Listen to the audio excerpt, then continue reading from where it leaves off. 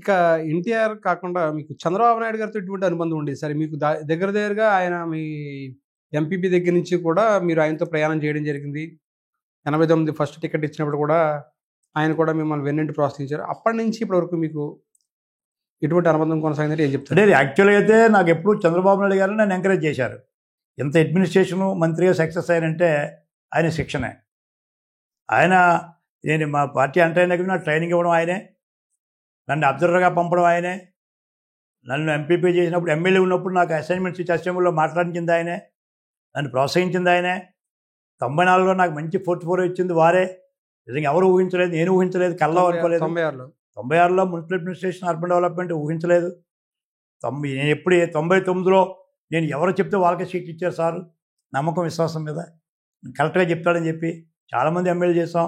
2004లో ఇద్దరు నాయకులు గంట గారు ఆయన పదవి విభేదాలు పడిపోతుంటే నేను మధ్యవర్తిగా ఉండి నాకు అప్పచెప్పారు. 2009లో జిల్లా ప్రెసిడెంట్ గారు నాకు అప్పచెప్పారు. 14లో కూడా చంద్రబాబు నాయుడు గారు నేను చెప్పిన మాటలు కొన్ని సీట్లు పేరు చెప్పకూడదండి, 12 మంది ఎమ్మెల్యేలు చేశాను సార్ చంద్రబాబు గారి దయ వల్ల. ఆయన కృషితో, ఆయన నాకు సత్యం సహకారంతో 12 మంది ఎమ్మెల్యేలు నేను చేశాను, పార్టీలో ఎంకరేజ్ చేశాను. అలా 14 మర్చిపోలేని సంఘటన అంటే ఏం చెప్తారు ఆయనతోటి?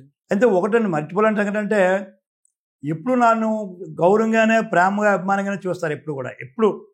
ఇప్పుడు అప్పుడు కూడా మరి కొన్ని విషయాల్లో మన అది కారణాలు చెప్పలేం, కానీ ఏదైనా అడ్మినిస్ట్రేషన్లో మాత్రం ఆయన నా దగ్గర చాలా నేర్చుకున్నాను సార్. ఆయన దగ్గర ఏదైనా ఒక ఇష్యూని చెప్పగలిగితే చాలా వింటారండి, ఓపికగా వింటారండి.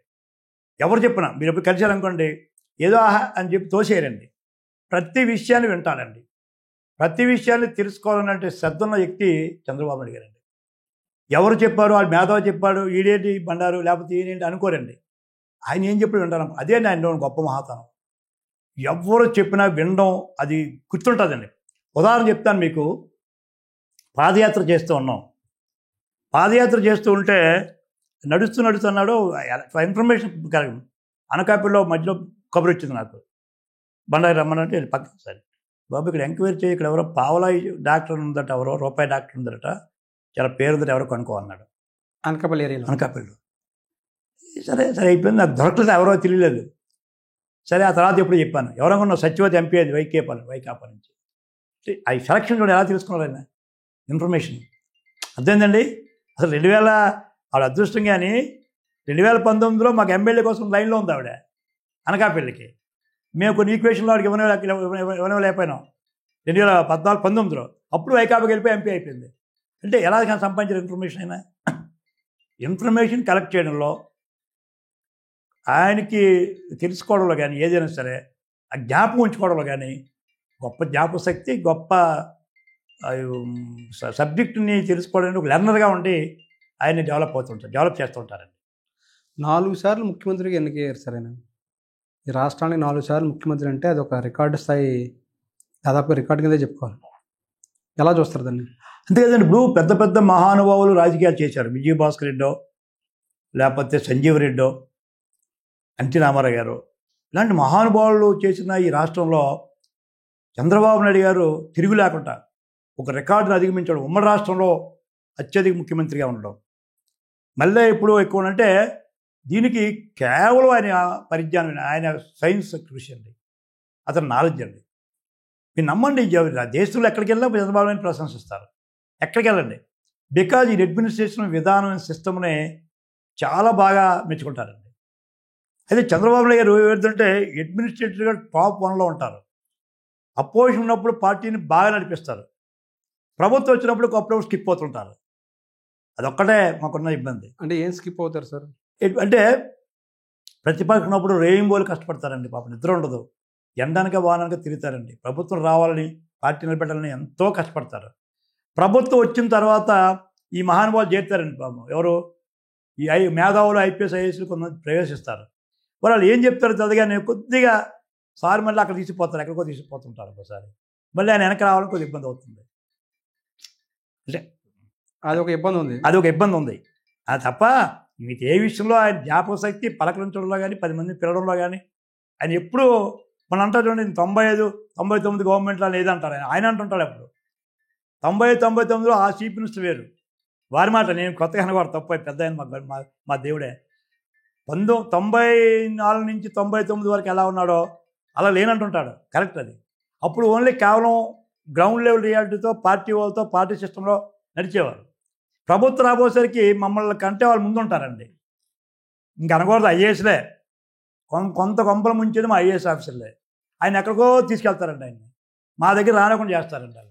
అదొక్కటే మాకు ప్రాబ్లం అవుతుంది. రాకపోతే మేము ప్రభుత్వంలో ఉండి గవర్నమెంట్లో పోవడం దగ్గర అప్పుడప్పుడు ఓడిపోతున్నాం అంటే సార్ తప్పు కాదు. ఈ చేరితే దుష్టశక్తులు పక్కన చేరితే ఆయనకి ఏవో చెప్తారు, అలా తీసుకెళ్ళడానికి ట్రై చేస్తారు. 14-19 తర్వాత అదే పరిస్థితి వచ్చిందంటారా? 19 అదే కదా పరిస్థితి. 19 మేము ఓడిపోవాలంటే నిజంగా 14-19లో సార్ చేసిన డెవలప్మెంట్ ఇంత చిన్న డెవలప్మెంట్ అండి అది. 14-19లో చేసింది నభూతన భవిష్యత్తు. నేను పెందుతులో చేసింది నాకే ఆశ్చర్యం వేసింది. ఇంత అభివృద్ధి చేశానని, ఇంత డెవలప్మెంట్ చేశానని. ఎందుకు ఓడిపోయినాం? కేవలం పొలిటికల్ ఈక్వేషన్లో వాడిని మేము కౌంటర్ చేయలేకపోయినాం. అప్పుడున్న యంత్రాంగంలో చాలామంది కౌంటర్ చేయలేకపోయినారు. వాడిని వాడిని ఎక్స్పోజ్ చేయలేకపోయినాం పబ్లిక్లో. వీడు దుర్మార్గుడు, వీడు ఈ పాత హిస్టరీ ఇది అని చెప్పలేకపోయినాం. ఎంతసేపు మేము దీంట్లో పోయినాం. పోయేసరికి ఏమైంది? 19లో మేము అనుకోకుండా ఊహించలేదు, మేం కాదు ఎవరూ ఊహించలేదు. మా ఒక్క ఛాన్స్ అనే దరిద్రంతో లేకపోతే ఈ రాష్ట్రం ఇంకొక తీసుకెళ్ళండి. 19 దినాలు కూడా చంద్రబాబు గారు ముఖ్యమంత్రి అయి ఉంటే వీళ్ళ దేశంలో ఇంకెక్కడ ఉండేవాళ్ళం. అంటే 19లో ఓడిపోవడానికి కారణం ఏంటి సార్? మెయిన్ కారణం ఏంటి? అక్కడ ఐఏఎస్లు ఐపీఎస్లు అది కూడా కాదండి. ఐఏఎస్ ఐపీఎస్లు ఎప్పుడు ఉంటారు, ఏ గవర్నమెంట్ ఉంటారో వాళ్ళ ఆలైన ఏమైనా ఓటేలండి. దానికోసం కామెంట్ చేయను. అందరూ అలా ఉంటారులేండి. వాళ్ళ ఐఏఎస్ ఐపీఎస్ని కామెంట్ చేయను. కొద్దిమంది ఉంటారు స్వార్థంతో తప్పుతో పట్టిస్తుంటారు, మమ్మల్ని పక్కన నుండి చేస్తుంటే పక్కన పెట్టండి. కేవలం మేము ఆ రోజు మేము చేసింది ఏంటంటే, వైకాపా నుంచి వచ్చిన వాళ్ళు కొంతమందికి చాలామంది చెప్తూ ఉంటారు, మంత్రులు ఇచ్చాం కదా అది కొద్ది మైనస్ అయింది అంటారు. ఆ పార్టీ వచ్చిన వాళ్ళకి మంత్రి ఎందుకు ఇవ్వాలా? అందుకే క్యాడర్లో కొద్దిగా డిస్సాటిస్ఫాక్షన్ వచ్చింది అంటారు. క్యాడర్ అనుకున్న స్థాయిలో పనిచేయదు అంటారు. తర్వాత ఆ దుర్మార్గుడు కొత్తగా వస్తున్నాడో, ఒక ఛాన్స్ అంటున్నాడో, ఏదో ప్రపంచాన్ని చెదగొడేస్తాడో అనుకుంటారు, కుర్రవాడు అనుకున్నారు. అదొక కారణం. ఒక ఛాన్స్ అనే పదం ఈనాటికంటే ఎక్కువ పనిచేసింది. రెండో మంత్రులు ఇవ్వడం కూడా మాకు రకంగా మాకు అది ఇబ్బంది అయింది. 4 మంత్రులు ఇచ్చాం కదా అప్పుడు, అది కొద్దిగా ఆ పార్టీ వచ్చిన మంత్రి ఇవ్వడం ఏంటి అనేది. అంటే అప్పటికే తెలంగాణలో ఇచ్చారు, వాళ్ళు చేయగాల్చుకున్నారు. తెలంగాణలో కేసీఆర్ ఇచ్చాడు, చేయగాల్చుకున్నాడు. అలా మేము కూడా ఇచ్చి చేయగాల్చుకున్నాం. అప్పుడు అంటే పార్టీలో పనిచేసిన మిమ్మల్ని ఎవరిని కాదని మీకు ఎవరికి ఇవ్వకుండా పార్టీలో అప్పుడే వచ్చిన వాళ్ళకి, అది కూడా వేరే పార్టీ నుంచి వచ్చిన వాళ్ళకి మంత్రి ఇవ్వడం, అది ఏ ఉద్దేశంతో ఇచ్చినట్టే? సార్ ఏంటంటే ఒక మైలేజ్ ఇద్దాం అంటే పార్టీలో జాయిన్ అయినా సరే గౌరవిస్తున్నానని చెప్పాలని అనుకున్నాడు ఆయన. కానీ చంద్రబాబు నాయుడు ఆలోచన అంటే మేము పాత వాళ్ళు కొత్త వాళ్ళు అనుకోకుండా ఎవరు వచ్చినా మేము ఆహ్వానిస్తున్నాం, వాళ్ళు కూడా గౌరవిస్తున్నాం చెప్పాలన్న దృక్పథం ఇచ్చారు. కానీ జనం కార్యకర్తలు అలా అనుకోలేదు. అది ఆ దృక్పథం ఇచ్చారు సార్. అప్పుడు 19 నుంచి 24 మధ్యలో వైఎస్ జగన్మోహన్ రెడ్డి అధికారంలోకి వచ్చిన తర్వాత పాలన గురించి ఏం చెప్తారు మీరు? అంటే ఎంత దురదృష్టకర పాలన అంటే దౌర్భాగ్యమైన పాలన అండి. ఒక ప్రతిపక్షాన్ని మనకు అనుకోవట్లేదు. ఆయన అడ్మినిస్ట్రేషన్ని మొత్తం సర్వనాశనం చేశాడు జగన్మోహన్ రెడ్డి. తెలియక మొత్తం అడ్మినిస్ట్రేషన్ని సిస్టమ్ అనేది మొత్తం స్పాయిల్ చేశాడు. ఒక వీళ్ళు వాలంటీర్ని పెట్టాడు. ఆ వాలంటీర్ ఏం చెప్తుంది? ఎండో పవర్స్ లేవు, ఎంఆర్ఓ పవర్స్ లేవు. ఆఫ్టర్ ఆల్ ఒక విలేజ్లో ఉన్న 8th క్లాస్ 10th క్లాస్ పోయిన స్టూడెంట్కి వాడి కార్యకర్తకి ఇచ్చి వాడిని సోల్ మోనర్ చేశాడు. సిస్టమ్ని మొత్తం కోర్టు జడ్జిమెంట్స్ కూడా ఇంప్లిమెంట్ చేయకుండా చేశాడు. ఆఫీసర్స్కి స్వేచ్ఛ లేకుండా చేశాడు. కలెక్టర్ సంతకం పెట్టలేకపోయాడు ఒక కార్యకర్త చెప్తే. ఆ రకంగా కరప్షన్ ఎంకరేజ్ చేశాడు జగన్మోహన్ రెడ్డి ఇండైరెక్ట్గా. ఇసుక మీద తిరిగి ఎంత దోపిడైంది చెప్తాడండి. నా కళ్ళ ముందు చూశాను. ఇసుక మందు ఉందండి, ప్రభుత్వం మందు షాపు నువ్వు పెట్టడం ఏంటి నాకు అర్థం కాదు. పెట్టావు, ఎవరికి ఇవ్వాలి? నువ్వు డిపార్ట్మెంట్ కానిస్టేబుల్ రిక్రూట్ చేసుకొని షాపులు రన్ చేయాలా? నువ్వేం చేసావు? నీ మనుషులు పెట్టి అమ్మించావు, డబ్బులు క్యాష్ ఇవ్వలేదు. ఇంత దౌర్భాగ్యమైన పరిపాలన ఏంటండి? ఆఫీసర్స్ని పరిపాలన చేయడం లేదు, ఎంఆర్ఓ వాళ్ళు కూడా స్వేచ్ఛ లేదు వాళ్ళకి. ఈ రకంగా అడ్మినిస్ట్రేషన్ మొత్తం స్పాయిల్ చేసేసి ఇష్టాసారంగా ఏదో 30-20 మంది, ఏదో 20 మంది ఒక జిల్లా పరిషత్కి 2 వైస్ ప్రెసిడెంట్లు. ఎందుకు సార్? ఒక వైస్ ప్రెసిడెంట్ అవసరం కోసం పెడతారు. ఒక మండలానికి 2 వైస్ ప్రెసిడెంట్లు. రూల్ పొజిషన్ తెలియదు, యాక్ట్ తెలియదు. నిజంగా చెప్తున్నాను, జగన్మోహన్ రెడ్డికి అడ్మినిస్ట్రేషన్ తెలదండి. కేవలం ఆయనకి అడ్మినిస్ట్రేషన్ కంటే వ్యాపారం బాగా తెలుసు. వ్యాపార దృక్పథంతో చూశాడు రాష్ట్రాన్ని. పరిపాలనా దక్షతగా పరిపాలన నేర్చుకుందాం, కొత్తగా వచ్చాం, నేర్చుకుందాం చెప్పిన ఇందాక చంద్రబాబు నాయుడు నిరంతర విద్యార్థిని. అది ఎవరి మాట వినకపోవడం, చెప్పగానే జగన్మోహన్ రెడ్డి పార్టీ వాళ్ళు ఎవరి మాట విన్న ముగ్గుడండి. సజ్జల మాట వినోడు నాకు తెలియదు, కానీ మంత్రులు ఎవరు చెప్పే స్వేచ్ఛ లేదండి.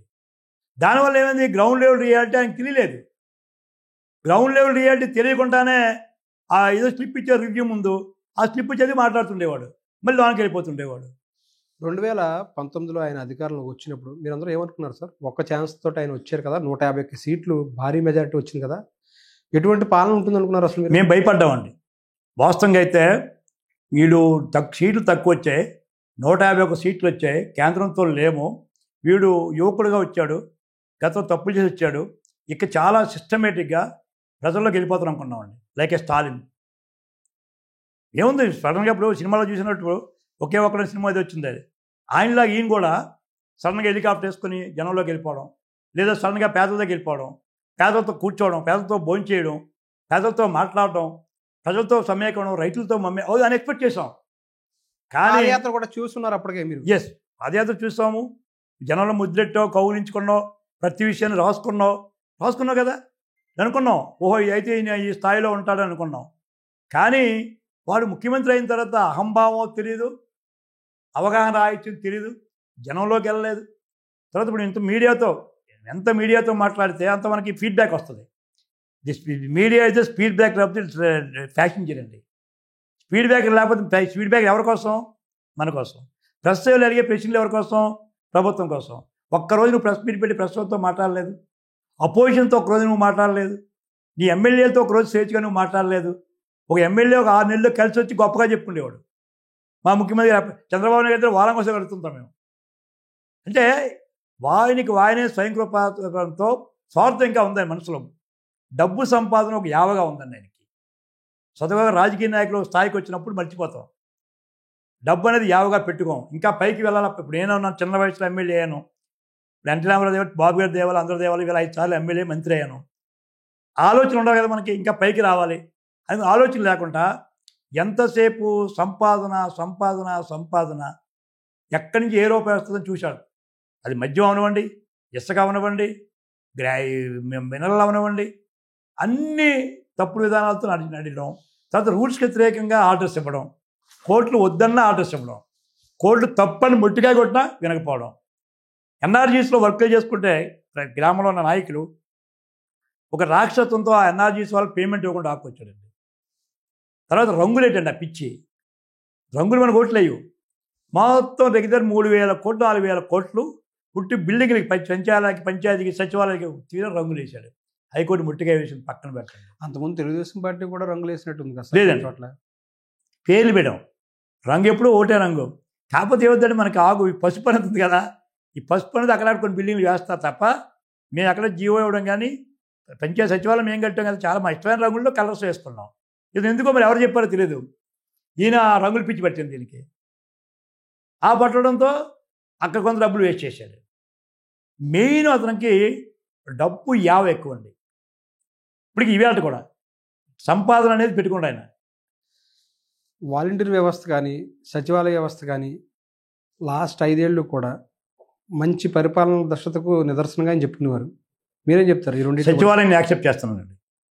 జగన్మోహన్ రెడ్డి 5 ఏళ్ళలో ఏదైనా మంచి పని చేశాడు అంటే ఒకే ఒకటి ఉందండి, ఒకే ఒకటి. ఎన్ని చెప్తారు కానీ బట్టలు నొక్కడం గిట్టడం నొక్కడం ఎన్ని కాదండి. ఆయన చేసిన మంచి వ్యవస్థ సచివాలయ వ్యవస్థ. సచివాలయ వ్యవస్థ మంచి వ్యవస్థ. వాలంటీర్ అనేది దుర్మార్గ వ్యవస్థ. వాలంటీర్ అనేవాడు ఎంప్లాయీ కాదు, గవర్నమెంట్ ప్రొబిటరీ కాదు, బైండింగ్ లేదు ఆడికి, ఒక కార్యకర్త. సచివాలయం అలా కాదు, వాళ్ళంతా యంగ్స్టర్స్ వచ్చారు, కలెక్టర్ అపాయింట్మెంట్ చేశారు, రూల్ ప్రకారంగా చేశారు, వాళ్ళు వెరీ గుడ్ వర్క్. ఇవాళ కూడా వాళ్ళు చక్కగా పనిచేస్తారండి. నేను జగన్మోహన్ రెడ్డి పరిపాలనలో ఏదైనా మీరు ఒకటి మెచ్చుకుంటా అన్ని అంటే ఎలాగంటే నేను ఒకటి మెచ్చుకుంటాను, సచివాలయ వ్యవస్థ ఒకటే నేను మెచ్చుకుంటాను. మిగతాదంతా స్వార్థం, దుర్మార్గం, దౌర్భాగ్యం. మరి 3.5 లక్షల కోట్లు మేము నేరుగా డిబిటీ ద్వారా ప్రజలకు అందించామని చెప్తారు. ఏ దేశంలో ఏ రాష్ట్రంలో కూడా ఇలా జరగలేదు. మరి అది మంచిది కాదంటారా? అదే అంటానండి. ఇప్పుడు మనకి ఇన్కమింగ్ అవుట్కమింగ్ బ్యాలెన్స్ షీట్ అంటాం. మనకు వచ్చి ఇప్పుడు మనం వచ్చేది ఎంత వస్తుంది, పోయేది ఎంత ఉందో రాకా పోక అంటారు. మన బడ్జెట్ ఎదురు రాస్తారు, రాకా పోక అని రాస్తారు. నువ్వు అది అబ్జర్వ్ చేయలేదు. నువ్వు ఎంతసేపు డబ్బులు ఇస్తున్నావు చూసా కానీ అక్కడి నుంచి ఎంత వస్తుందో ప్రభుత్వం చూసుకోలేకపోయినావు నువ్వు. ఇక్కడ మధ్యలోనే ఎంత పోయిందండి ఒక్కొక్క వ్యక్తికి, ఫ్యామిలీకి మధ్యలో ఎంత దౌర్భాగ్యంగా ఆదాయం పెరిగిందని చెప్తున్నారు కదా, మద్యంలో చాలా విపరీతమైన ఆదాయం పెరిగింది. మేము ఏదైతే దశల వారీ మద్య నిషేధం చేస్తామని అమలు చేస్తామని అన్నామో అదేవిధంగా షాపులు తగ్గించుకుంటూ వచ్చాము, కానీ రేట్లు అంతకుండా పెంచుతా ఉన్నాము, అదేవిధంగా పెంచాము, భారీ ఆదాయం వచ్చిందనేది కూడా అది కరెక్ట్ కదా. ఒకటి రేట్లు విపరీతంగా పెంచాడు. ఒక బాటిల్ 60 రూపాయల బాటిల్ ₹180 చేశాడు. చాలా తగ్గించాడు, పక్కన పెట్టండి. ₹180 చేసే బాగానే ఉంది, ఆదాయం వచ్చిందని చెప్తున్నావు. కానీ ఇక్కడ ఆడిటింగ్ లేదే, ఎంత అమ్మాడో తెలీదు, ఎంత ఒక షాప్ ఉందండి ఒక ఊరిలో, అది కమిట్మెంట్ లేదు, రిసీట్ లేదు. ఆ షాప్ ఒకటి అపాయింట్మెంట్ అవుట్ సోర్సింగ్. మరి డీబీటీ గురించి ఏం చెప్తారు? అదేనంటున్నాను, డీపీటీ అనేది నేను వద్దనన్నాను. కొన్ని పథకాల వరకు పెన్షన్ ఉంది, మనం డీపీటీ ఇవ్వాలా ఏమంటారు? లేదా అన్నదాత సుఖీభావ ఉంది, అది డీపీటీ ఇవ్వడం తప్పని అనటం లేదు. అనేది నువ్వు ఇచ్చేటప్పుడు బటన్ నొక్కేటప్పుడు ఇన్కమ్ కూడా చూసుకోవాలి కదా, ప్రోడక్ట్ కూడా రావాలి కదా. అన్ప్రొడక్టివ్ ఇండస్ట్రీస్ రాలేదు, నీ బెదిరించి పంపించావు. ఇండస్ట్రీ వస్తే క్రాస్ సబ్సిడీ వచ్చినావు. ఇరిగేషన్ ప్రాజెక్ట్ నువ్వు ప్రయారిటీ ఇవ్వలేదు, ప్రాజెక్ట్ పెడితే మనకి జిఎస్టీపీ వచ్చింది మనకి. అనేది రెండు పక్కల ప్యారలర్గా వెళ్ళలేదంటున్నాం. మరోవైపు సార్, మీ నాయకుల మీద అంటే ఉదాహరణ చూస్తే అచ్చెన్నాయుడు గారి మీద కేసు, అయ్యన్న పాత్రుడు ఇంటి మీద దాడి చేయడం, మీ మీద కేసు పెట్టడం, మిమ్మల్ని అరెస్ట్ చేయడం, తర్వాత చూస్తే కనుక ఈ విధంగా తెలుగుదేశం పార్టీకి సంబంధించి ఎవరైతే ముఖ్య నాయకులు ఉన్నారో అక్కడ కొల్లు రవీంద్ర కావచ్చు, ధూళిపాలి నరేంద్ర కావచ్చు, వీళ్ళందరి మీద కేసులు పెట్టడం అంటే 5 ఏళ్ళు పాలన ఎలా చూస్తారు మీరు అసలు? అంటే ఇప్పుడు కేసులు పెట్టొచ్చండి, నిజమైన ఆధారాలు అవకాశాలు ఉంటే. ఇప్పుడు దానికి చంద్రబాబు నాయుడు కేసు ఉంది, కేసును ప్రూఫ్ చేసుకొని ఎవిడెన్స్ని ఎస్టాబ్లిష్ చేసి ఎవిడెన్స్ చేసుకొని నువ్వు కేసు పెట్టుంటే జనం నమ్మరేమో. నువ్వు ఏమీ లేకుండానే ఒక గాలి పేపర్ పెట్టుకొని ఒక చంద్రబాబు నాయుడు నాయకుని అరెస్ట్ చేయడం వల్ల ఏమైంది? నువ్వు చేతులు కాల్చుకున్నావు కదా, జనం చీకొట్టారు కదా. అచ్చెన్నాయుడు గారు అచ్చెన్నాయుడు గారి మీద నీ గవర్నమెంట్ ఉంది, నీ రికార్డ్స్ దగ్గర ఉన్నాయి, నువ్వు రికార్డ్స్ చూపించి కోర్టు ద్వారా తెచ్చుకో ఆర్డర్. నువ్వు ఓడుద్దన్నాడు ఏమండి? ఇగో కోర్టులో సబ్మిట్ చేసి ఇగో అచ్చెన్నాయుడు గారు ఎన్ని చేశారని చెప్పి ఎఫ్ఐఆర్ ఫైల్ చేసి త్రూ ఎఫ్ఐఆర్ నువ్వు కోర్టు నుంచి ఆర్డర్ తెచ్చుకోవచ్చు కదా. లేదే, ఏమీ లేదు. ఒక రాత్రిలో కేసు చంపడం, తెచ్చేసి లోన్ పడిసేయమంటాం, రాత్రి కళ్ళకంటే లోన్ పడిసేయమంటాం. అంటే అన్ని రకాల ధూళిపాలి నరేంద్ర గారు ఉన్నది, ఒక డైరీ ఉంది, మొత్తం జిల్లాలో రాష్ట్రంలో 6 డైరీలు ఉన్నాయి, 6 ఒకేలా పనిచేస్తున్నాయి. ఒక డైరీకి ఒక డైరీకి ఎలా చేస్తారు న్యాయం? ఆ డైరీ అన్ని 6 డైరీలు ఒకేలా చేస్తున్నాయి. అలాంటప్పుడు 6 డైరీ వాళ్ళని అరెస్ట్ చేయాలి కదా. నరేంద్ర గారు ఒకే పాపం చేస్తున్నారు, మా తులసిలో చనిపోయారు. ఈ నాయకులందరి మీద అక్రమంగా కేసులు బనాయించి భయభ్రాంతులు గురి చేసినట్టు సార్ ఇవన్నీ. మంచి ఉదాహరణకి మీ గుంటూరులో ఒక ఎమ్మెల్యే ఆ పార్టీలో జాయిన్ అయినాడు. మా పార్టీలో వెళ్ళిన ఏదో అని పేరు గిరిగారు, ఏదో అని పేరు మద్దాలగిరి. ఎందుకు జాయిన్ అయ్యాడండి చెప్పండి? ఆ కేసు ఏదో ఉంది, అది ట్యాక్స్ ఏదో ఉంది, ఏదో ప్రాబ్లం ఉంది, అది వైరాప్ చేస్తానని భయపెట్టి జాయిన్ చేసుకున్నాడు. అలా ఎన్ని ఉన్నాయి. సిద్ధరాఘరావు గారు ఎందుకు జాయిన్ అయ్యారండి? చంద్రబాబు నాయుడు సొంత కొడుకు ఫ్యామిలీలో చూసుకున్నారు సిద్ధరాఘరావు గారిని. ఇప్పుడు కొడుకు బాధపడుతున్నాడట. ఎందుకు జాయిన్ అయ్యాడు సిద్ధరాఘరావు గారు? గ్రానైట్ మీద నువ్వు ఫ్లైట్ చేయించావు. గొడ్డిపాటి రవి మంత్రి ఎందుకు వచ్చింది? ఇప్పుడు ధైర్యం నిలబడ్డాడు కనుక వీళ్ళు చంద్రబాబు మంత్రి ఇచ్చారు ఆయనకి, గొడ్డిపాటి రవి గారికి. ఆయన 300 ఎన్నో 600 8,000 కోట్లు బెనిమనేసావు. బలవంతంగా బెదిరించి నువ్వు లాక్కోవాలని చూసావు పార్టీలో చాలామందిని. కొన్ని పేర్లు గుర్తొస్తున్నాయి, కొందరు కేసులు పెట్టి అది విత్డ్రా చేయించావు. అంటే అనేది అది అడ్మినిస్ట్రేషన్లో తగదు కదా. నిజంగా తప్పు చేసి గత ప్రభుత్వంలో చెప్పు చేస్తే ఇగో ఈ భూమి ఆక్రమించాడు, లేకపోతే ఈ డబ్బు ఉంది, ఈ కంపెనీ ఎస్టాబ్లిష్ చేసి అరెస్ట్ చేస్తే న్యాయంగా ఉన్నాం. ఇప్పుడు దానికి ఇవాళ మేము చేస్తున్నాం, సిట్ చేసాం, ఇంకా ఏం తొందరపడలేదు. సిట్లో హార్డ్ క్యాష్ దొరుకుతుంది, 40-50 కోట్లు దొరుకుతుంది, కట్టలు దొరుకుతున్నాయి. జనం నమ్ముతున్నారు కదా. జనం ఎవరు మేము తప్పు అనుకోవట్లేదే చెప్పండి. అదే అంటున్నాం. వేసేది అంటే చంద్రబాబు నాయుడు గారి మీద కేసు పెట్టి అరెస్ట్ చేయడం తప్పంటారా? అదే కదా ప్రజలు తీర్పిచ్చారు. ఆధారం లేకుండా నిరాధారంతో ₹1 అక్కడ చూపించుకుంటా నువ్వు అంత ఎన్ని కోట్లు వండుకోదని చెప్పి ఆఖరికి ఏదో 5 కోట్లు అడ్వాన్స్ ఇస్తే ఎవరికో ప్రభుత్వ అధికారులు ఇస్తే దాని మీద అన్యాయంగా ఒక రాష్ట్ర నాయకుని, ఒక ముఖ్యమంత్రి గారిని 56 రోజులు ఏమీ లేకుండా నువ్వు కేసు పెట్టావంటే, అరెస్ట్ చేయించావంటే, కొంత జ్యుడిషియరీలో అప్పుడు నీకున్న ఇన్ఫ్లుయెన్స్ ఉపయోగించావంటే అన్యాయం కదా. నువ్వు జ్యుడిషియరీ కూడా మిస్యూజ్ చేసావు కదా.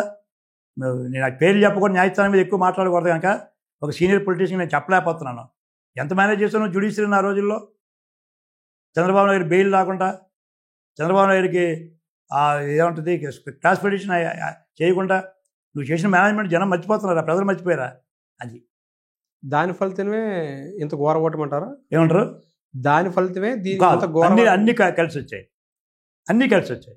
ఒకటి, కొన్ని కులాలని ఆయన అన్యాయం చేశాడు. నేను కాపు కాకపోవచ్చు. కాపుకి ఎప్పటి నుంచో రిజర్వేషన్ పోరాడుతున్నారు, న్యాయం కూడా. పేదవాళ్ళు ఉన్నారు. దానికి గవర్నమెంట్ ఆఫ్ ఇండియా ఒక ఛాన్స్ ఇచ్చింది. ఏమని? ఒక 10% ఎంతో 5% ఈడబ్ల్యూఎస్లో చేసుకోమన్నారు. చేసుకోమని అప్పటికే కాపుల తాలూకా బిల్లు పార్లమెంట్కి వెళ్ళింది మంది. ఆ 10లో ఒక 5% మెజార్టీ ఉన్న కాపులకు ఇచ్చేసి మిగతా 5 నువ్వు పెట్టుకున్నావు అనుకోండి, మిగతా బ్రాహ్మణులకో వైశ్యులకో లేకపోతే 4 పెట్టు, 6 ఇవ్వు. అసలు పూర్తిగా ఆ బిల్లునే నిర్జీవం చేసేసి ఒక కక్ష పూర్తిగా ఒక కులం మీద దిగావు. దాని ఫలితం ఏమైంది ఇవాళ నీకు అన్న? ఎస్సీలు ఎంత మంచివాళ్ళు నీ పార్టీకి, ఎందుకు ఇవాళ షెడ్యూల్ క్యాస్ట్ మిత్రులు మీకు ఓటేయలేదు? నువ్వు షెడ్యూల్ క్యాస్ట్ వాళ్ళకి వ్యక్తిని చంపి పక్కన పడిసేస్తే ఒక ఆయన నువ్వు ఎమ్మెల్సీని నువ్వు రక్షించావు. ఇవన్నీ కౌంట్ అవ్వా? క్లియర్గా డోర్ డెలివరీ చేస్తే ఒక ఎమ్మెల్సీని నువ్వు అరెస్ట్ చేయించి మానేసి మళ్ళీ రివ్యూ చేసి నువ్వు పక్కన కూర్చోబెట్టుకుంటే నీకు ఎందుకు నమ్ముతావు? షెడ్యూల్ క్యాస్ట్ ప్రజలు కులాలు దూరమైనాయి, ప్రాంతాలు దూరమైనాయి. నీ అంచేత అయిపోయిన తర్వాత అన్ని కార్యక్రమాలు చేయడం వల్లనే చంద్రబాబుని అరెస్ట్ కానీ లేదా ప్రజల్లో ఉన్న వ్యతిరేకత కానీ హిందూయిజం కదా. నువ్వేమో మాట్లాడితే ఒక కులం నీకు ఓన్ అవుతుందని చెప్పి ఇంకో కులాన్ని తాలూకా సెంటిమెంట్ దెబ్బకొట్టావు. హిందువులు ఎవరిని ఓటేయలేదు. నువ్వు ఎవరు ఎందుకు వేయలేదు? నువ్వు కులాన్ని నేను హిందువుని నమ్ముతున్నాను, నేను క్రిస్టియన్స్ను ముస్లిమ్స్ను వ్యతిరేక చేయకూడదు కదా. మరి హిందువులను ఎందుకు దెబ్బకొట్టే పరిస్థితికి వచ్చావు? ఎందుకు నువ్వు సీరియస్ తీసుకోలేదు? దాన్ని ఎందుకు కామెంట్ చేసావు? ఓ రథం కాలిపోతే అయ్యో ఏమైంది కనుక్కోవాలి కదా. అంటే అనేది ఏంటంటే ఈ రకంగా ఒక్కొక్క మతాన్ని ఒక్కొక్క కులాన్ని దూరం చేసుకున్నావు, వర్గాలను దూరం చేసుకున్నావు. ఇలాంటి తప్పుడు విధానాలు చేసి నువ్వు ఈ పరిస్థితికి వచ్చావు. తర్వాత అవినీతిని అరికట్టలేకపోయినావు. ఇదంతా స్వయంకృతాపరాధమే అంటారు. అంతా స్వార్థం. ఇప్పుడు పెద్దిరెడ్డి రామచంద్ర ఉన్నారండి, నాకు తెలుసు మైనింగ్ అంతా మొత్తం ఆయన ఎక్కడ విశాఖపట్నంలో మారుమూల ప్రాంతంలో మైనింగ్ కూడా ఆయన కంట్రోల్కి వెళ్ళిపోయింది. చిన్న చిన్న కార్యకర్తలు చేసుకునే మైనింగ్ కూడా పెద్దిరెడ్డి రామచంద్ర కంట్రోల్కి వెళ్ళిపోయింది. ఎన్ని వేల కోట్లు దోపిడీ చేశాను మైనింగ్లో పెద్దిరెడ్డి రామచంద్రని పట్టుకొని. అది చదువు మా అమాయకుల ఎవరిలా చేస్తుంది. ఇప్పుడు మద్యం స్కామ్ అని మీ ప్రభుత్వం అధికారులకు వచ్చిన తర్వాత ఇప్పటి వరకు మిథున్ రెడ్డి వరకు కూడా అరెస్టులు వెళ్ళాయి. నెక్స్ట్ అరెస్ట్ ఎవరిది ఉంటుందంటే ఏం చెప్తారు సార్? అది మద్యం స్కామ్ కాదు అనేది వాళ్ళు చెప్తున్నారు, స్కామ్ అనేది మీరు అంటారు. ఏంటి అసలు? అందుకే చంద్రబాబు నాయుడు గారు చాలా దీర్ఘకాల ఆలోచనతో తొందరపడకుండా అసలు అది ఏంటి మొత్తం డీటెయిల్గా 1 by 1 వస్తున్నారు. ఆయన ఎక్కడెక్కడ క్యాష్ ఉంది, ఎంత క్యాష్ ట్రాన్సాక్షన్ అయింది, ఈ డబ్బంతా ఎక్కడికి వెళ్ళింది తెలుసుకునే ఎవరే ఎవిడెన్స్ ఉన్న వాళ్ళని మాత్రమే ఒక్కొక్కరు అరెస్ట్ చేసి వస్తున్నాడు. తొందరపడి కక్షతో అరెస్ట్ చేయలేదు. ఆఖరికి ఇది ఎక్కడో మూలం ఉంది, ఆ మూలం కూడా ఛేదించాలి. ఆ మూలం ఛేదించకపోతే తప్పు. చంద్రబాబు నాయుడు మనం తప్పుగా అరెస్ట్ చేసిన మనం అంటున్నాం, రేపు వాళ్ళు అలాగంటారు జగన్ తప్పుగా అరెస్ట్ చేశారంటారు. దొరకాలి పూర్తి ఆధారాలు. ఇంకా ఎవరి బిగ్ బాస్ అని తెలియాలి. ఎవరు సార్ అంతిమంగా బిగ్ బాస్? ఎవరు అంతిమంగా ఒకటేనండి. మిగతా ప్రభుత్వాలు, ఇప్పుడు కాంగ్రెస్ ప్రభుత్వం ఉందనుకోండి, మంత్రులా ఉంటారు, సీఎంలో ఉంటాడు, ఎవరి స్వేచ్ఛలకు ఉంటుంది. ఇక్కడ జగన్మోహన్ రెడ్డిని కాదని ఏ మంత్రి చేయలేకపోయినాడండి. జగన్మోహన్ రెడ్డి కాదని ఈసారి సైతం ఉరకనే పేరుగా కనపడి బురదేశారు తప్ప ప్రతి పైసా జగన్మోహన్ రెడ్డి అకౌంట్కి వెళ్ళిందండి. జగన్మోహన్ రెడ్డి కాదు చెప్పకూడదు, ఒక సీ పేరు ఎత్తకూడదు, ఒక మగిలి మనం ఇక్కడ అడ్రస్ చేయకూడదు. మొత్తం సకానికి సక్కువ ఆ మిస్సెస్ తెలుసండి. మిస్సెస్కి ఎందుకంటే ఉదాహరణ చెప్పిన వైజాగ్లో ఒక ఫైల్ మీద షా పేరు పూర్తి పేరు నాకు తెలియదు. ఇప్పుడు అదే షా ఐఏఎస్ ఆఫీసర్, ఆయన సంతకం పెట్టకపోతే ఇక్కడికి ఆయన ఎవరైతున్న పేరు సజ్జాన్ అతను అప్పుడు ఐఏఎస్ కలెక్టర్ చేశాడు. ఆయన ఇప్పుడు అరెస్ట్ అయినాడు రెడ్డి గారు, ధనంజయ రెడ్డిని పెట్టించి సంతకం పెట్టమని బలవంతం చేస్తే ఆయన పెట్టన్నాడు. ట్రాన్స్ఫర్ చేసింది ఆవిడని, సంతకం పెట్టించారు. ఆయన రాజ్బాబు అని ఒక ఆఫీసర్ని పెట్టి సంతకం పెట్టించారు. వినయ్ చంద్ సార్? కాదమ్మా, షా ఆయన పేరు, కలెక్టర్ వినయ్ చంద్. ఆయన పెట్టలేదు. కమిషనర్ సార్ లక్ష్మీ షా అంటే నీ సెన్సర్ ఆఫీసర్ పాడు చేయడం చూసింది ఆవిడ. సంతకం పెట్టమన్నది ఐక్యలేవా మీద పెట్టి వెళ్ళిపోయినాడు. రాజబాబు వచ్చాడు, సంతకం పెట్టాడు, కోర్టులో ముట్టిగా వేసింది. ఇది విజయభారతి ఆవిడ పేరు ఉంది, భారతీయ విజయభారతి ఆవిడ పేరు. జగన్మోహన్ వైఫ్, ఆవిడ కూడా ఇన్వాల్వ్ అయింది. వైఎస్ భారతి గారు ఆవిడ ధనంజయ రెడ్డి గారు పంపిస్తుండేది. అది అక్కడికి రామాయణ స్టూడియో. ఎంత అన్యాయం అండి రామాయణ స్టూడియో. ఎంత సుప్రీంకోర్టు మొట్టిగా వేసింది అంటే జడ్జి నువ్వు చేసే పనులు కోర్టులో కదా మొట్టిగా వేస్తే మీ మెంబర్స్ పక్కన పెట్టండి. నేనే ఫస్ట్ రామాయణుడు చెప్పింది నేనే, హైగ్రీవ ఫార్మ్ లాగింది నేనే, అర్థమైందండి. ఇది దస్పల్లా ఇది లాగింది నేనే, రస్క్ ఇచ్చింది నేనే, రేడియంట్కి లాగింది నేనే, ఇన్ని లాగాను కదా. అది అలాగే బలవంతం చేసి రాజబాబు సంతకం పెట్టించో రామాయణ స్టూడియోది, ఏమైంది అది పోయింది కదా. అది భారత్ గారి ఇన్వాల్వ్మెంటే.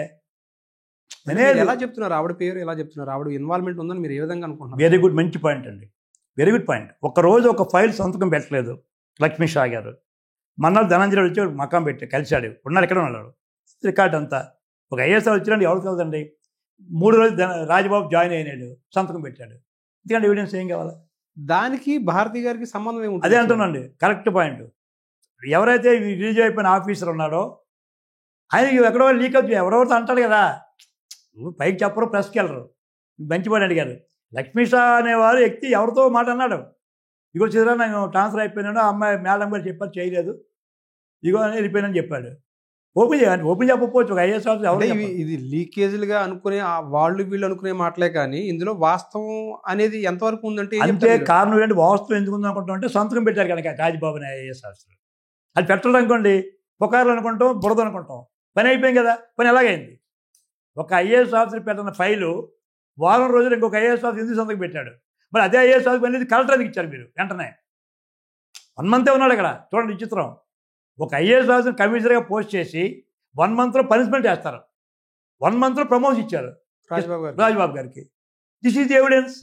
ఎందుకు చేశారు? ఎవరెవరు ప్రజలు ఉంటుంది, బండారు ప్రజలు ఇంకోటి చెప్పుకుంటారు ఓపెన్గా. ఆ ప్రజలు ఎవరిది? నాది కాదు, నాది కాదు, నాది కాదు, ఆయన వాళ్ళ పార్టీ చెప్పేవారు. అది మాకు ఏం చదువుతాయా, మమ్మల్ని ఇబ్బంది పెట్టవద్దు, ఆ మేడమ్మ చేశారు. వాళ్ళ పార్టీ మంత్రులే చెప్పేవారు. సరే, ఇంకొక ప్రెస్ వాళ్ళకి, నాకు కాదు, ప్రెస్ వాళ్ళకి. మీరు ఇంకొక విషయం ఎత్తారు ఇప్పుడు, హైగ్రీవా భూముల గురించి, రామానాయుడు భూముల గురించి, దసపల్ల భూముల గురించి. ఏం జరిగాయి సార్? మూడింటి వెనకాల కథ ఏం నడిచింది చెప్పండి. కథ ఏం లేదు సార్. ఇప్పుడు దసపల్లా ల్యాండ్ ఎప్పటి నుంచో కొంతమంది ఆ వారసుల దగ్గర కొన్నారు. కొంటే 2 వారసులు వీళ్ళు తగులు పడ్డారు. వారసులు కొనుక్కునే వాళ్ళు తగులు పడ్డారు. ఇక్కడ గవర్నమెంట్ ఇన్వాల్వ్ చేయలేదు, సుప్రీంకోర్టుకి వెళ్ళారు. సుప్రీంకోర్టు ఏమైందంటే వారసులకి జడ్జిమెంట్ ఇచ్చారు, కొనుక్కున్నది న్యాయమే అని. కానీ ఇక్కడ థర్డ్ పార్టీ కూడా ఉందే, ఏది ఉంది? గవర్నమెంట్. తర్వాత గవర్నమెంట్ ఇన్వాల్వ్ అయింది, గవర్నమెంట్ ఫైట్ చేస్తుంది.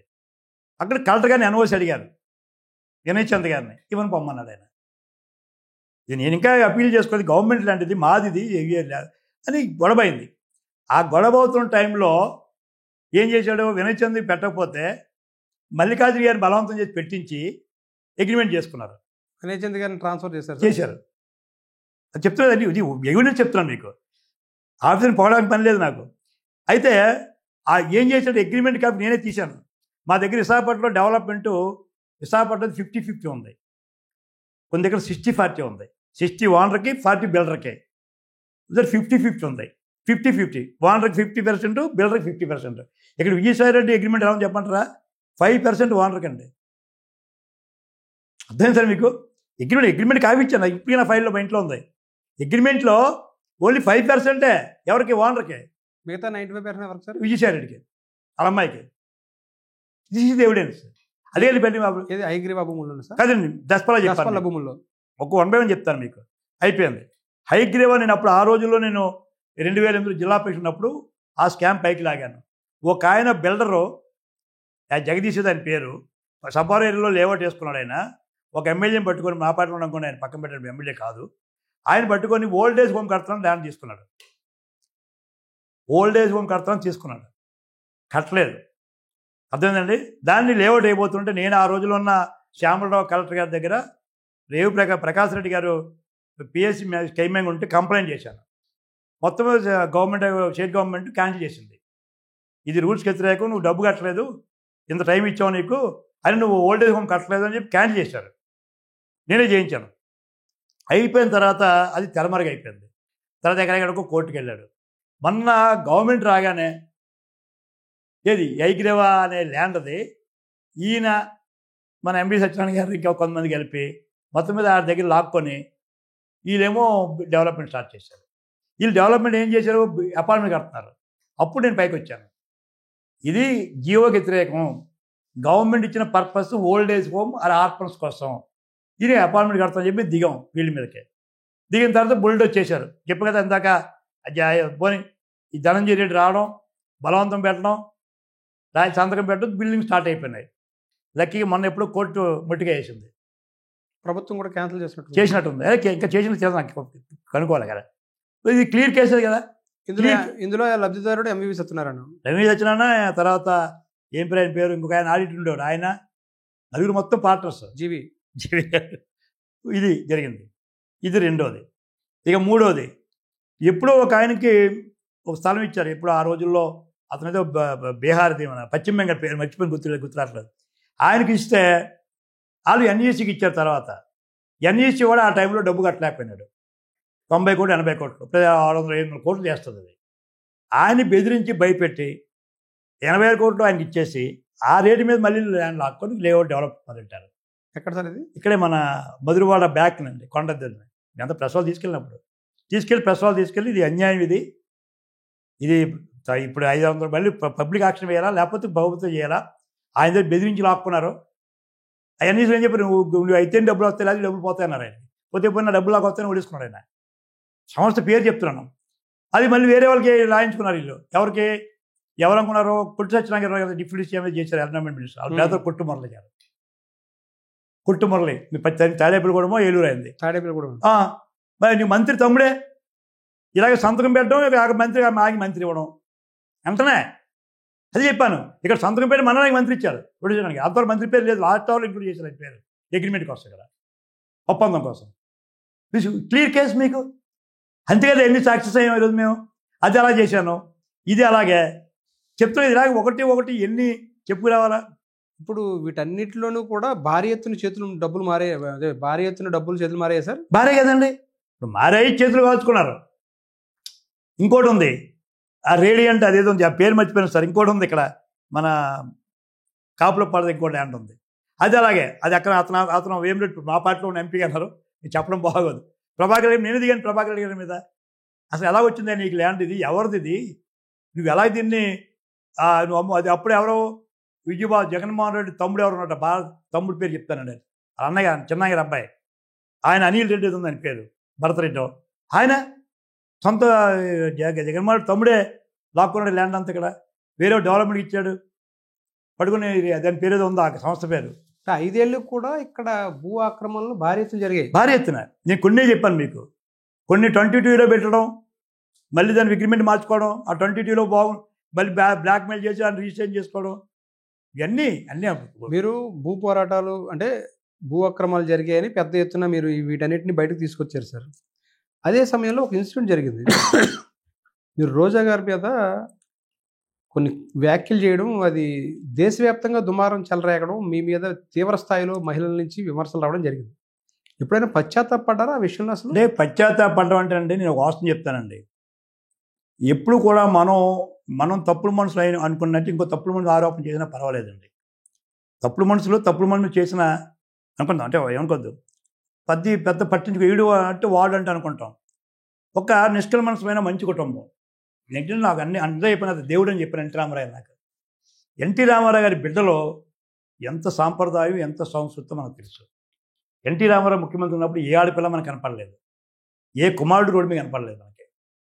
అలాంటి కుటుంబంలో పుట్టిన వ్యక్తి అన్నగారి కుమార్తె భువనేశ్వరమ్మ గారు. మచ్చలైనట్టు మంచి కుటుంబంకి వచ్చిన వ్యక్తి మీద నువ్వు వ్యక్తిగతంగా ఆవిడ టార్గెట్ చేశారే, ఎంత బాధపడి ఉంటారు. చంద్రబాబు గారు కళ్ళీళ్ళు పెట్టుకున్నారే, నాకు బాధ కలిగింది. ఆ వేళ చంద్రబాబు గారే కన్నీళ్ళు పెట్టుకున్నారు. తన భార్యని నడిబొడ్డున అసెంబ్లీలో మాట్లాడితే జగన్మోహన్ రెడ్డి కూడా మందలించలేదు. దుర్మార్గ చర్య. మందలించకపోతే ఆ వేళ రోజా అవసరం కారులో వస్తూ లైవ్ చూస్తుంటే రోజా అంటుంది అసెంబ్లీలో మంత్రిగా ఆవిడని మళ్ళీ సేమ్ డైలాగ్ వాడుతుంది. ఆవిడ కంట్రోల్ చేయలేదు స్పీకర్ పైనుండి. తప్పని అనలేదు, జగన్మోహన్ రెడ్డి తప్పు అనలేదు, ఎవరు ఖండించట్లేదు, మళ్ళీ అదే మాట.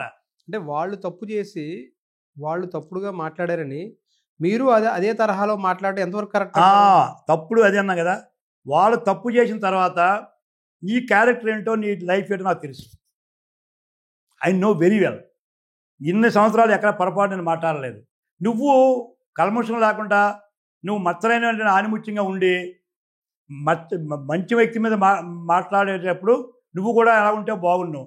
ఆ ఆవేశంతో, ఎందుకంటే నా ఒక రకంగా నాకు తల్లి లాంటిది చంద్రబాబు గారి మిస్సెస్ భువనేశ్వరమ్మ గారు. ఆవిడని అనేసరికి నాకు తెలిసిన కొన్ని బాధలు, నాకు కొన్ని ఇన్ఫర్మేషన్ ఉన్న దగ్గర, ఆ ఇన్ఫర్మేషన్ ఇంకా షేర్ చేసుకో తప్పదని చెప్పి ఆ రోజు కేవలం ఇన్ఫర్మేషన్ని నేను బహిర్గతం చేశాను. నేను చేసిన ఇన్ఫర్మేషన్ మీద నేను అప్పుడు కట్టుబడి ఉన్నాను, ఇప్పుడు కట్టుబడి ఉన్నాను. ఎందుకంటే పశ్చాత్తాపం లేదు. పశ్చాత్తాపం కారణం చెప్తానండి. పశ్చాత్తాపం పడవచ్చు, లేనిపోయి నేను బరువు తెలితే తప్పుగా ఒక ఆడపిల్ల మీద నేను మచ్చ వేస్తే. ఇంతమంది మహిళలు ఉన్నారు ఈ జిల్లాలో. రజనీ గారు ఎప్పుడు పొరపాటు మాట్లాడలేదే, వనిత ఉంది ఎప్పుడు మాట్లాడలేదే, ఏ మహిళ మీద ఎమ్మెల్యే మీద మాట్లాడలేదే. ఎందుకు మాట్లాడినంటే నువ్వు అందరినీ పవన్ కళ్యాణ్ ప్యాకేజ్ అంటున్నావు. నేనే స్వయంగా మాధురెడ్డి గారు అదే చెప్పాను, తప్పుగా చెప్పలేదు. అది తప్పుగా వక్రీకరించి రావచ్చు టీవీలో ప్రెస్లో. నేను ఆ వేళ నువ్వు నాకు డబ్బుల కోసం మీరు ప్రచారం వచ్చావని చెప్పాను. నల్గొండ ప్రచారానికి వచ్చింది వాస్తవం కదా, నేనే తీసుకెళ్ళాను. మీరు ఎక్కడ రూములన్నీ మేమే పెట్టాం, కార్లన్నీ మేమే పెట్టాం కదా.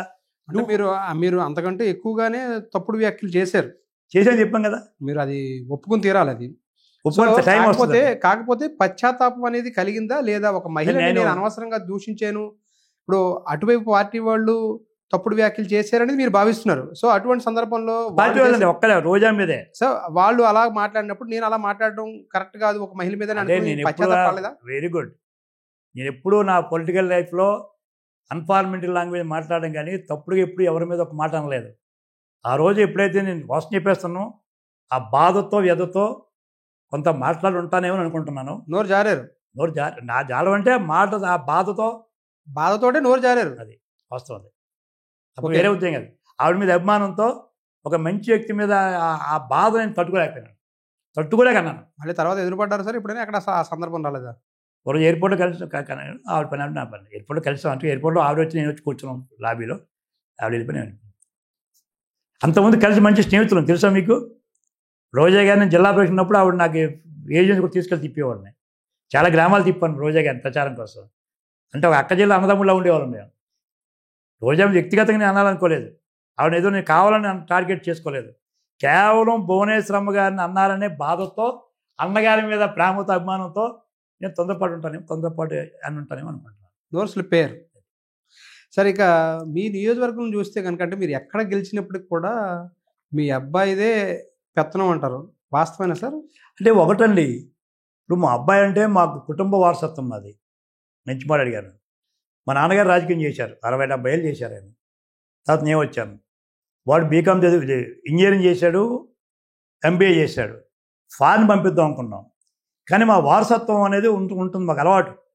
ఎన్ని ఇబ్బందులు ఉన్నా, మాకు పెద్ద సంపాదన లేకపోయినా, వ్యాపారం లేకపోయినా, కష్టాల్లో ఉన్నా రాజకీయం అనేది కుటుంబాలతో ఉండడం అనేది మాకు ఒక సాంప్రదాయం వచ్చింది. ఆ సాంప్రదాయంలో మా అబ్బాయి ఇచ్చారు. ఆ రోజు మా అబ్బాయి మీద సాక్షి పేపర్ కానీ, వైకాపా నాయకులు కానీ ప్రభుత్వం ఉన్నా కనుక ఇష్టాసారంగా బురద జల్లారు. ఇన్ని వేల కోట్లు, ఆ ఆస్తి, ఈ ఆస్తి, ఈ భూమి, ఎక్కడికైనా బండారు భూమి అని రాశారు. ఓకే, మరి 19 నుంచి 24 వరకు ఇన్ని స్కాములు లాగాను కదా నేను, విజయసాయి గారి కానీ ఇతరులు కానీ. మరి నా స్కామ్ కూడా మా అబ్బాయి కూడా బహిర్గతం చేసి లాక్కోవాలి కదా. ఎవరైతే బురద జల్లారో 2,000 కోట్లు 3,000 కోట్లు నా పేరున సాక్షిలో మెయిన్లో రాశారు కదా మా అబ్బాయి పేరు, నా పేరున. అది ముదపాక ఎస్ఎన్ భూములు అనుకుంటాం కదా. అదే ముదపాకి చాలా రాశారు మా అబ్బాయి పేరున. మరి ఇలా అదే ముదపాకి వాళ్ళే చేస్తున్నారు. ఇప్పుడు అదే ముదపాకులు ఆ వ్యక్తులు ఇప్పుడు డెవలప్ చేసుకున్నారు. కొన్ని అది ఇప్పుడు సెంట్ ఉందో అలాగే. ఆ ముదపాక ఎస్ఎన్ భూముల దాంట్లో మీ పేరు ఎందుకు వచ్చింది సార్? అసలు కావాలని నా కాన్ఫిడెన్స్ ఉందని. అర్థమైందండి. ముదపాకత్ అనేది నాకు ఈవేళ సంబంధం లేదు, తెలుసు. ఇప్పుడు అయిపోయిందండి. 14, 19 జనాల వరకు వాళ్ళే ఉన్నారు కదా. ఇదిగో ఈ అసైన్మెంట్ లాక్కున్నాడు, 1924 చూపించాలి కదా 1 సెంటు. అలాగే మా అబ్బాయిని ఏం చేశారంటే నా మీద అంటే నమ్మరని, ఇది కూడా ఉంది. చెప్తాను, చరిత్ర చెప్తాను. దేవుని దేవల్ల ఈ వేళకి నేను మంత్రిగా ఉన్నా, మున్సిపల్ మంత్రి ఉన్నా, నాకు 1 సెంటు భూమి, సెంటు గజం స్థలం లేదు.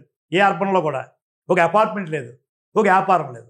నన్ను నమ్మరని మా అబ్బాయిని టార్గెట్ చేశారు. ఎప్పుడు తెలుసుకున్నారు జనం? 14, 19 తర్వాత తెలుసుకున్నారు. 19 తర్వాత తెలుసుకున్నారు, 24 తెలుసుకున్నారు. ఏది మరి? నా అబ్బాయి ఛాలెంజ్ చేశాడు, నేను ఛాలెంజ్ చేసాం. రండి చూపించండి. 5 ఏళ్ళు ఏమి చూపించలేకపోయారు. ఏమి 1 సెంటు గజం చిన్న అపార్ట్మెంట్. మరి పెందుతూ ఈ అపార్ట్మెంట్ ఏంది? లేదా ఇగో 100 గజాలు ఏంది? ఇగో ఇల్లు కడుతుండవు. అలాగా మా అబ్బాయిని ఒక భూతంలా చూపించి వాళ్ళు మా అబ్బాయిని పెట్టి నన్ను అటుపక్క ఎక్కువ అదీప్ రాజు అనే వ్యక్తి మీద నేను రోజు ఇచ్చేవాడిని స్కామ్లు రికార్డ్స్ అయితే ఇచ్చేవాడిని. దాని కౌంటర్గా సాక్షి వాళ్ళు ఏదో మా అబ్బాయిని చేయాలని చెప్పి చాలా ఆయన్ని డ్యామేజ్ చేయాలని చూశారు. చివరికి 19 తర్వాత తెలిసింది నా నిజాయితీ ఏంటో, మా అబ్బాయి నిజాయితీ ఏంటో.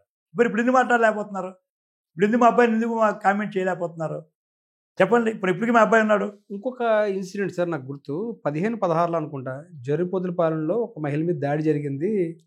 ఏదో మహిళని వివస్త్రం చేసి కొట్టారు అనేది ఆరోపణలు రావడం, అది దాని వెనకాల బండారు సత్యనారాయణమూర్తి గారు మనుషులు ఉన్నారనేది రావడం జరిగింది. ఏంటి సార్ వాస్తవం ఏంటి? అది వాస్తవం కాదు సార్. అక్కడ లేఅవుట్లో గొడవపడ్డారు. అక్కడ లోకల్ మా పార్టీ మండల వైస్ ప్రెసిడెంట్ ఉండేది, ఆమె ఆ కుటుంబం, అక్కడ ఉన్నటువంటి వైకాపా వాళ్ళు కావాలని ఒక ఎస్సీని ముందు పెట్టారు. పెడితే అది ఏమైందంటే గొడవ అయినప్పుడు అమ్మాయి ఎగిరి తనబోయింది, వెనక్కి పడిపోయింది. వెనకాతలో జాకెట్ ఏదో ఊడిపోయింది, అది వీపుకి అది ఉంది. ఊడిపోతే అన్నదమ్ముడు లేపాడు. అవి లేపింది ఎవరో? సొంత అన్నదమ్ముడు లేపాడు. ఈ జాకెట్ ఊడిపోయింది.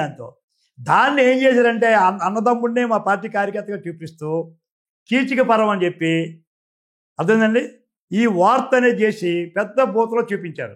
అంటే ఇద్దరు వ్యక్తుల మధ్య జరిగిన వివాదాన్ని, ఇలా వ్యక్తుల మధ్య, అది ఏది ఎస్సీలతో కాదు, అక్కడ ఉన్న వైకాపాతో తెలుగుదేశం ఉన్న వైకాపాలో ఈ అమ్మాయి ముందు చనిపోయింది. అమ్మాయి ఎయిడ్స్ జబ్బు వచ్చి, అర్థం ఎందుకండి, అమ్మాయి ఎయిడ్స్ వచ్చింది, ఆవిడకి చనిపోయింది. ఆవిడ చనిపోయిన అమ్మాయిని మన బోతలు తప్పుగా మాట్లాడకూడదు ఈరోజు, తప్పది, కానీ తప్పదు మీకు చెప్పాలి. మీకు అది ఏం చేశారు, కీచిపరమని జాకెట్ ఊడిపోయినది చూపిస్తే చూసి వాళ్ళకి ఎలా అనిపించిందంటే, అప్పుడేం చెప్పండి, లక్కీగా నాకు మంచి మిత్రుడు, ప్రెస్ మిత్రుడు, ఇప్పుడు ఈటీవీలో ఈనాడు ఉండేవారు, మన కుమార్ గారు అనుకుంటాను, సోషల్ మీడియా పెట్టినట్టుంది ఆయనలో పంపించారు.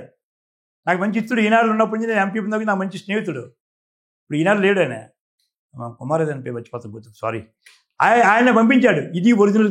అప్పుడు విజయవాడ వచ్చి ప్రెస్ వాళ్ళ ముందు ప్రజెంట్ చేశాను, చూడండి వీడియో అని. అప్పుడు నుంచి అది ఆగిపోయింది ఆ వార్త. ఇది అరెస్ట్ అయిపోయారు మా వాళ్ళు, పాపం 3 నెలలు జైల్లో ఉన్నారు పాపం అన్యాయంగా. ఇప్పుడు ఆ అమ్మాయి చనిపోయింది. దాన్ని కావాలని ఎవరు, విజయసాయిరెడ్డి కూడా కాదు, బీజేపీలో ఒక ఆయన అప్పుడు నామినేట్ చేశారు ఒక ఆయన్ని, ఏది సెంట్రల్ ఎస్సీ కమిటీ మెంబర్గా. ఆయన వచ్చి 40 మందితో మకాం పెట్టి ఆయన రోజు ఇక్కడికి వచ్చాడు. ఆయన ఈ వంపుని దీంతో ఏమైంది పాపం, ఇంకా నయ్యండి, మా అబ్బాయి మీద పెడదాం చూశారు ముందు కేసు, అప్పలనాయుడు మీద పెడదాం చూశారు కేసు. ఏ రకమైన ఎవిడెన్స్ లేకపోవడం కదా పేపర్లో అపోత కల్పన సృష్టించారు తప్ప, అది యాక్చువల్గా అయితే ఆవిడ ఎగిరి గంతి కింద పడిపోయింది. ఇప్పటికీ ఆ వీడియో మీద ఉంది, ఎవరికైనా కావాలి పంపిస్తాను. సార్ మొత్తం మీద 2014-19 మధ్యలో మీ మీద పెద్ద ఎత్తున వైఎస్ఆర్సీపీ నేతలు కావచ్చు, విజయసాయిరెడ్డి గారు కావచ్చు, వీళ్ళందరూ కూడా మీ మీద అవినీతి ఆరోపణలు ఎక్కువ చేశారు, భూ ఆక్రమణ చేశారు, అవినీతి ఆరోపణలు, ఇవన్నీ కూడా. ఆ తర్వాత ఎందుకు అది ముందుకు వెళ్ళలేదు సార్ అసలు? అదే కదా, నేను 19 తర్వాత ఓ రోజు ఎవరో విజయసాయిరెడ్డి మళ్ళీ మాట జారితే మొత్తం 2009లో నామినేషన్ చేసిన ఆస్తుల వివరాలు, 2014లో నేను వేసిన నామినేషన్ ఆస్తుల వివరాలు, 2019లో వేసిన ఆస్తుల వివరాలు తెచ్చి ప్రెస్ మీట్ పెట్టి ప్రెస్ వాళ్ళకి ఇచ్చాను. ఇది ఎన్నికల కమిటీ డిక్లరేషన్ సార్. ఇందులో ఏవైనా సరే ఈ డిక్లరేషన్ కాకుండా ఎక్కడైనా నా భూములు కానీ, నా ఇల్లు కానీ, నా పట్టాలు ఉంటే ప్రభుత్వం తీసుకోమని చెప్పి అనౌన్స్ చేశాను. వాళ్ళ ప్రభుత్వం కదా సార్, మరి ఆ డిక్లరేషన్ పట్టుకెళ్ళి వెరిఫై చేసిన కేసు పెట్టాలి కదా, ఏం పెట్టలేదు సార్ చెప్పండి. 14ది 9ది ఇంకా కూడా 2004 కూడా ఇస్తాను చెప్పాను. అదృష్టం నెట్లో ఉంటాయన్నీ, నేను ఇవ్వక్కర్లేదు, తప్పు చెప్పక్కర్లేదు, నెట్లో ఉండి డౌన్లోడ్ చేసి ప్రస్తుతం ఇచ్చాను, కరెక్ట్ ఇచ్చాను ఒకరికి. ఇందులో ఏమైనా ఉంటే బండారు సత్యనారాయణమూర్తి సంపాదన ఉంటే చూపించమని చెప్పాను సార్. నేను ప్రతి ఎలక్షన్కి 5-6 ఎకరాలు అమ్ముకుంటున్నాను సార్, సొంత ఆస్తి అమ్ముకుంటున్నాను. నేను చెప్పానే, ఒక ఎలక్షన్కి చిన్నముశ్రవాడ, పెద్ద ముశ్రవాడలో 6 ఎకరాలు అమ్ముకున్నాను. ఒక ఎలక్షన్లో చేమలాపల్లిలో 5 ఎకరాలు అమ్ముకున్నాను. ఒక ఎలక్షన్లో లంగిలిపాలలో సైటు, మనకు హౌస్ సైట్ మా మిస్సెస్ కొనుక్కుంది పాపం, ఎక్కడది బీన్పట్నం సైట్ అమ్ముకున్నాను. అవి ఇచ్చాను ఎలక్షన్ కమిషన్కి. 1983లో రాజకీయాల్లో ప్రవేశించారు, ఇప్పుడు 2025 5వ ఎమ్మెల్యే అయ్యారు. సాధారణంగా రాజకీయ నాయకుల మీద ఒక అభిప్రాయం జనాలకు ఏముంటుందంటే, 5 సార్లు 4 సార్లు ఎమ్మెల్యే అయ్యారంటే ఆస్తులు కూడబెట్టుకుంటారు అంటారు. మీరేమో ప్రతి ఎలక్షన్కి 5 ఎకరాలు అమ్ముకున్నారు అంటారు. ఇంట్లో వాళ్ళు ఎలా ఒప్పుకున్నారు సార్? అసలు మేము రాజకీయాలకు ఇబ్బంది ఉంది. అంటే లక్కీ ఏంటంటే అన్నదమ్ములు వేరు, వాళ్ళ సంపాదన వాళ్ళదే, వాళ్ళతో నాకు సంబంధం లేదు. మా ఇంట్లో నేను, నా వైఫ్, నా కూతురు, నా కొడుకులు. ఒక ఎలక్షన్కి అయితే మా పిల్లలు 2 ఆడపిల్లలు నాన్నగారు ఈసారి మీరు ఏమి వెనకంజ వేయకూడదు అంటే డబ్బు ప్రభావం పెరిగిపోయింది. నేను పాత రాజకీయ నాయకుడిని, ఎక్కడ డబ్బులు పెట్టనేమని భయపడిపోయి, నాన్నగారు మాకు మీరు ఒక్క సెంటు భూమి ఇవ్వక్కర్లేదు, మద్రాల పిల్లలు మా అబ్బాయి ఈసారి మీరు గెలవాలి, మీ రాజకీయం కొనసాగాల, ఎంతైనా అమ్మేమని నాకు క్లీన్ ఇచ్చారండి. 4 దశాబ్దాల రాజకీయంలో మీరు ఎన్ని ఎకరాలు అమ్ముకుని ఉంటారు సార్? దగ్గర ఓపెన్ చెప్పిన పెద్ద మున్సిపల్ వాళ్ళు 5 ఎకరాల 60 సెంట్లు అమ్మానండి. చీమలాపిల్లో 5 ఎకరాల 40 సెంట్లు అమ్మానండి. గాజు మన లంగిరిపాలెం సెంటర్లో ఒక హాట్ బిట్ అండి, దగ్గర 30-26 సెంట్లు అవుట్ సైడ్స్ అమ్మానండి. కాపులపల్లో 600 గజాలు అమ్మానండి. మొత్తం ఇంట్లో ఉన్న మా మిస్సెస్ తెచ్చిన డబ్బులు బంగాళాన్ని కూడా అప్పుడు అమ్ముకోవాల్సి వచ్చిందండి. చేయాల్సి వచ్చింది. ఇప్పుడు 2009 నుంచి స్టార్ట్ అయింది నాకు ఇది. 2004లో కాదండి, 9 నుంచి అమ్మకాలే. 24లో కూడా అంతేనా సార్? మొన్న కూడా అమ్మాను. అంటే మొన్న చెప్పే మరి మొన్న కూడా కొంత అప్పులు తెచ్చుకొని చేసేవాళ్ళు. అయితే చెప్తాను, ఇప్పుడే చెప్తాను, మీ ద్వారా చెప్తున్నాను, మీ టీవీ ద్వారా. ఈవేళైనా సరే ఎవరైనా సరే నాకు మా నాన్నగారు ఇచ్చిన ఆస్తి తప్ప, చెండూరు జనార్దన్ రెడ్డి గారు నాకు హౌస్ సైట్ ఇచ్చారు, అవి అమ్ముకొని కొనుక్కున్న స్థలం తప్ప ఏ ఒక్క సెంటు కానీ, ఏ ఒక్క ఇల్లు కానీ, ఏ ఒక్క అపార్ట్మెంట్ కానీ ఆల్ ఓవర్ స్టేట్లో, ఉమ్మడి రాష్ట్రంలో ఎక్కడైనా చూపిస్తే ఇచ్చేస్తాను ప్రభుత్వాన్ని. అక్రమంగా సంపాదించినట్టు ఎక్కడైనా సరే, మరి కొన్నా సరే, అదనంగా కొన్నా సరే, అక్రమం అక్కర్లేదండి. ఇగో పలానా దగ్గర 20 ఎకరాలు కొన్నావు నువ్వు చూపించండి, కొన్నా సరే అది అక్రమే కదా లెక్క, సంపాదన లెక్క, అదన సంపాదన లెక్క లేదే. దేవుని దేవాలు ఈవేళకి నేను ఎక్కడ ఒక్క సెంటు కొనడం కానీ అమ్మాను. కానీ నా నాన్నగారు ఇచ్చిన ల్యాండ్ జనార్దన్ రెడ్డి గారు, నిజంగా నేదురుమల్లి జనార్దన్ రెడ్డి గారు ఇచ్చిన సౌత్ సైట్ అమ్ముకొని హైదరాబాద్ది, అది నా దురదృష్టమే, చవక అమ్మేశాను అక్కడ. అది కొనుక్కున్నాను ఇక్కడ వ్యవసాయం చేద్దామని. అది తప్ప ఒక్క సెంటు కానీ ఒక హౌస్ సైట్, నిజంగా చెప్పి మున్సిపల్ అడ్మినిస్ట్రేషన్ మంత్రి నేను, నాకు ఎప్పటికీ హైదరాబాద్లో ఇల్లు లేదు. విశాఖపట్నంలో ఒక పాత ఇల్లు కొనుక్కున్నాను, అపార్ట్మెంట్, అది కూడా. ప్రతిపక్ష నేతలకు సవాల్ చేస్తున్నారు మీరు. ఇప్పుడు అనేక సార్లు చేశాను, ఎవరు నాకు కౌంటర్ ఇవ్వలేదు, అనేక సార్లు.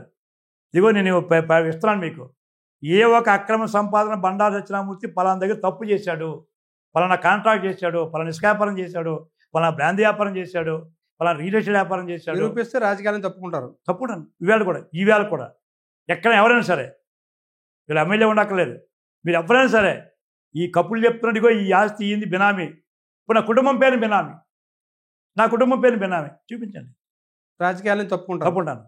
బినామీ అంటే నా ఆస్తి చెప్పేదా అక్రమంగా సంపాదించినట్టు నిరూపిస్తే. ఇప్పుడు మా కుటుంబ బంధువులతో మా అన్నయ్యతో నాకు సంబంధం లేదు, విడిపోయినారు, వాళ్ళు ఏం సంపాదించలేదు, అది చెప్పేస్తున్నాం. మందములు కూడా వ్యాపారస్తు గారు ఆధారంగా సంపాదించేది లేదు. నా కుటుంబీకులు ఇప్పుడు ఎర్నాయ్ గారు మా అల్లుడు ఉన్నాడు, ఆయన ఎప్పుడో ఎస్టాబ్లిష్ అయినాడు, ఆయన ఏమో సంపాదన చేయలేదు. ఇంకో పెద్దోడు అమెరికాలో ఉన్నాడు, ఆయనేమి వాళ్ళ నాన్నగారు రిటైర్ అయిపోయి వ్యాపారాలు చేసుకుంటున్నాడు. అది చెప్తే ఆ వ్యాపారం వాళ్ళు మా అయ్యర్కాడ వ్యాపారం నాకు సంబంధం ఉంటుంది, ఆయన వ్యాపారం ఆయన కూడా పెద్ద వ్యాపారం. మీరు అక్రమంగా సంపాదించినట్టు ఎవరైనా రుజువు చేస్తే కనుక మీరు రాజకీయాలను తప్పు సిద్ధంగా ఉన్నాను. ఛాలెంజ్ ఈ వేళ కూడా ఓపెన్ ఛాలెంజ్, ఓపెన్.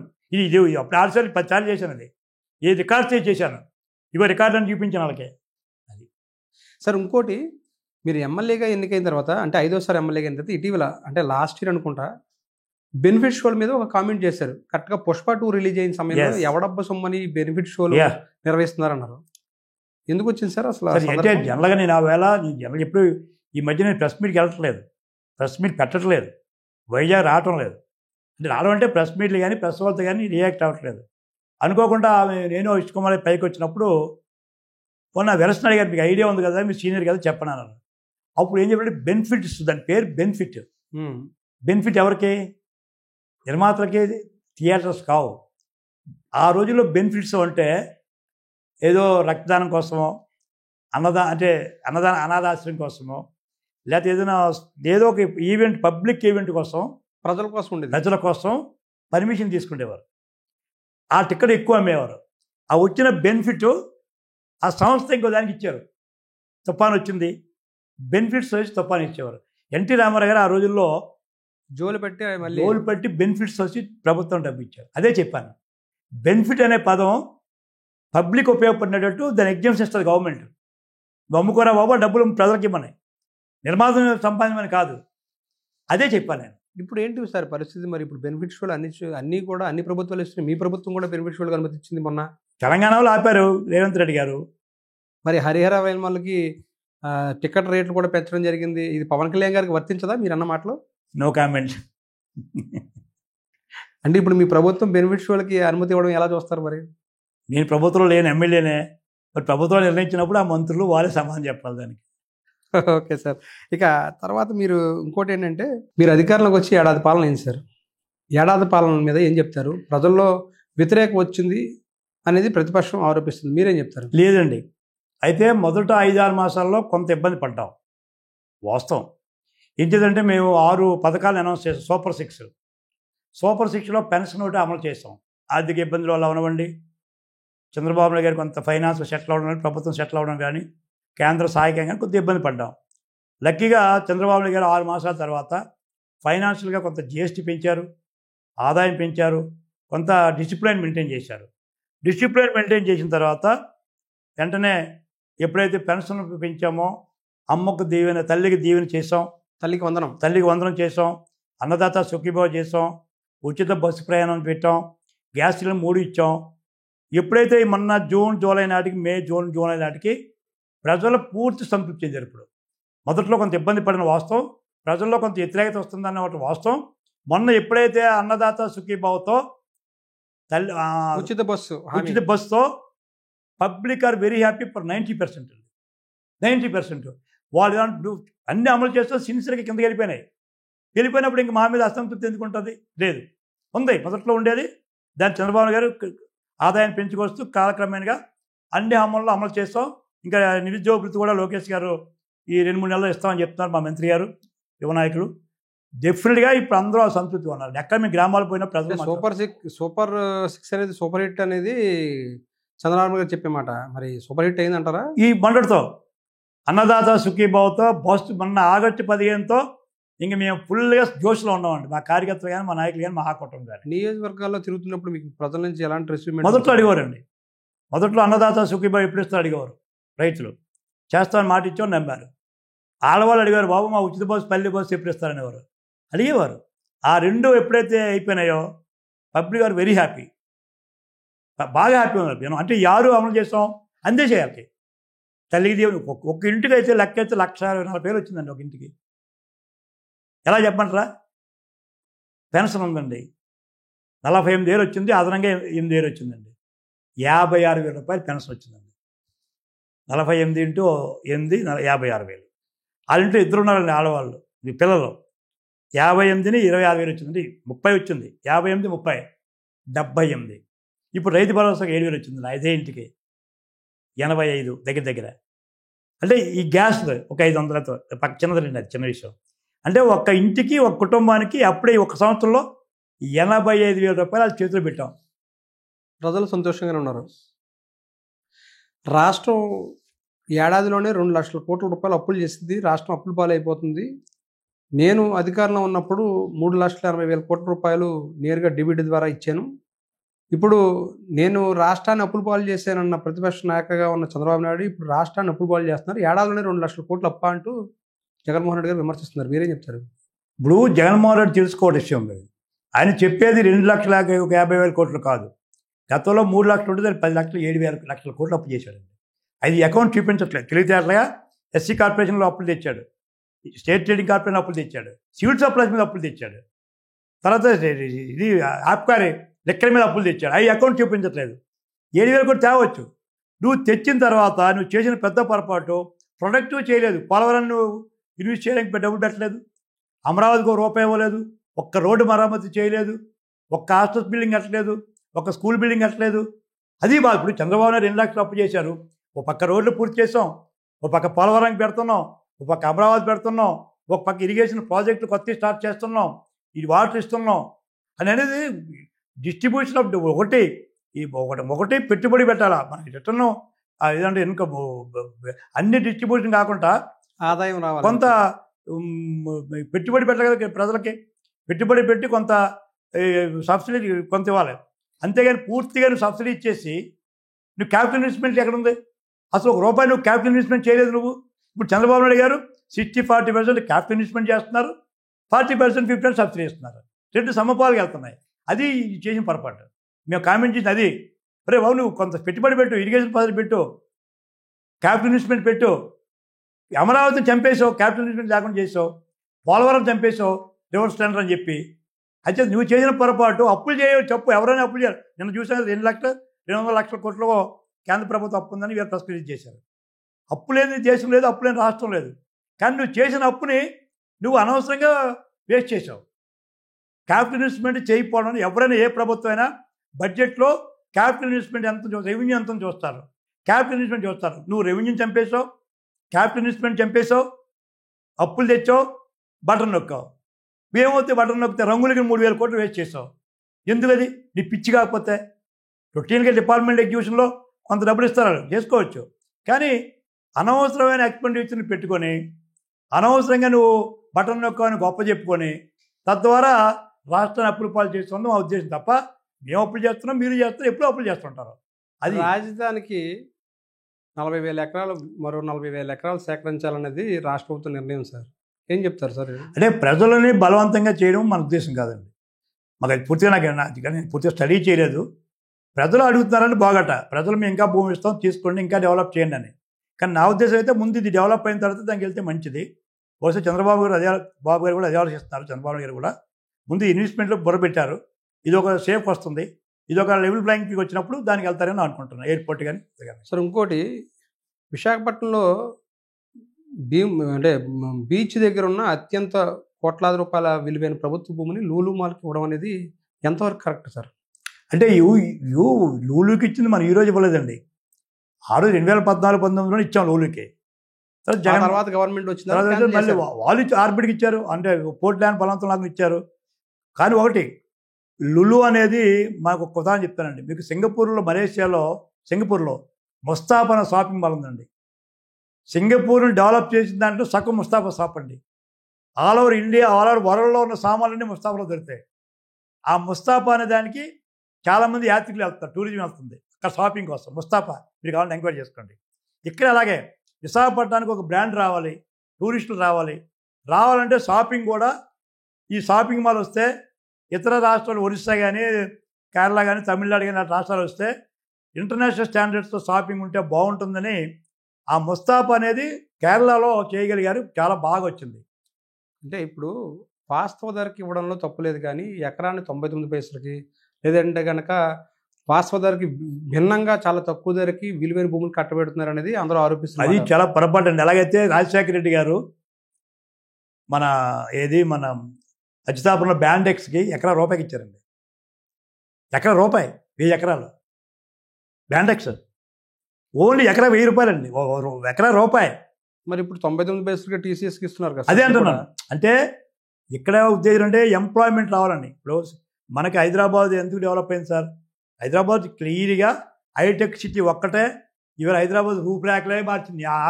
నేను మినిస్టర్గా ఉన్నప్పుడు హైదరాబాద్లో కూడా టీసీఎస్ సంస్థ భూములు కొనుక్కుంది, లూలు మాల్ కూడా భూములే కొనుక్కుంది, కానీ అక్కడ ఏమి ఎవరు ఫ్రీగా ఇవ్వలేదు కదా. మరి ఈ రోజు మీ ప్రభుత్వం ఎందుకు ఇక్కడ టీసీఎస్ కావచ్చు 99 పైసలకి ఆ విధంగా ఇవ్వడం అనేది పేద ప్రజలకి అన్యాయం జరిగినట్టు కదా. అంటే నేను ఏం చెప్పినట్టే హైదరాబాదు పోటీపడి వెళ్తున్నారు, హైదరాబాద్కి పోటీపడి వెళ్తున్నారు, విశాఖపట్నానికి పోటీపడి లాక్ రావాల్సి వస్తుంది. అందుకు ఇన్సూరెన్స్ ఇస్తే రానంటున్నారు. ఇప్పుడు ఉదాహరణకి ఐటీ ఉందంటే హైదరాబాద్, బెంగళూరు అంటారు, విశాఖపట్నం చూడటం లేదు. అందుకే లోకేష్ గారు కృషి చేసి కాగ్నిజెంట్ కానీ, టాటా ఇందా చెప్పినట్టు టాటా కన్సల్టెన్సీ కానీ ఇవన్నీ ఇన్సూరెన్స్ ఇచ్చి లాక్కొద్దని సాంప్రదాయం. అదాని కూడా ఆ రోజు మేము ఇచ్చింది రాజశేఖర రెడ్డి, జగన్మోహన్ కూడా సపోర్ట్ చేయాల్సి వచ్చింది ఆ డేటా సెంటర్. ఇవన్నీ వస్తే ఆంధ్రప్రదేశ్కి జిఎస్టీ పెరుగుతుందని, ఆదాయం పెరుగుతుందనే ఉద్దేశం మీదే ఇన్సూరెన్స్ ఇస్తున్నాం. దీనివల్ల మనకు ఆ లాభం వస్తుంది. రేపు ఎంప్లాయ్మెంట్ ఐటీ స్టూడెంట్స్ వస్తే జిఎస్టీ బాగా పెరుగుతుంది, పర్చేజింగ్ పర్సన్స్ పెరుగుతుంది, పర్చేజింగ్ పర్సన్స్ పెరుగుతారు. తద్వారా వాళ్ళ పర్చేజింగ్ పెరగడం వల్ల మనకి ఆదాయం వస్తుంది.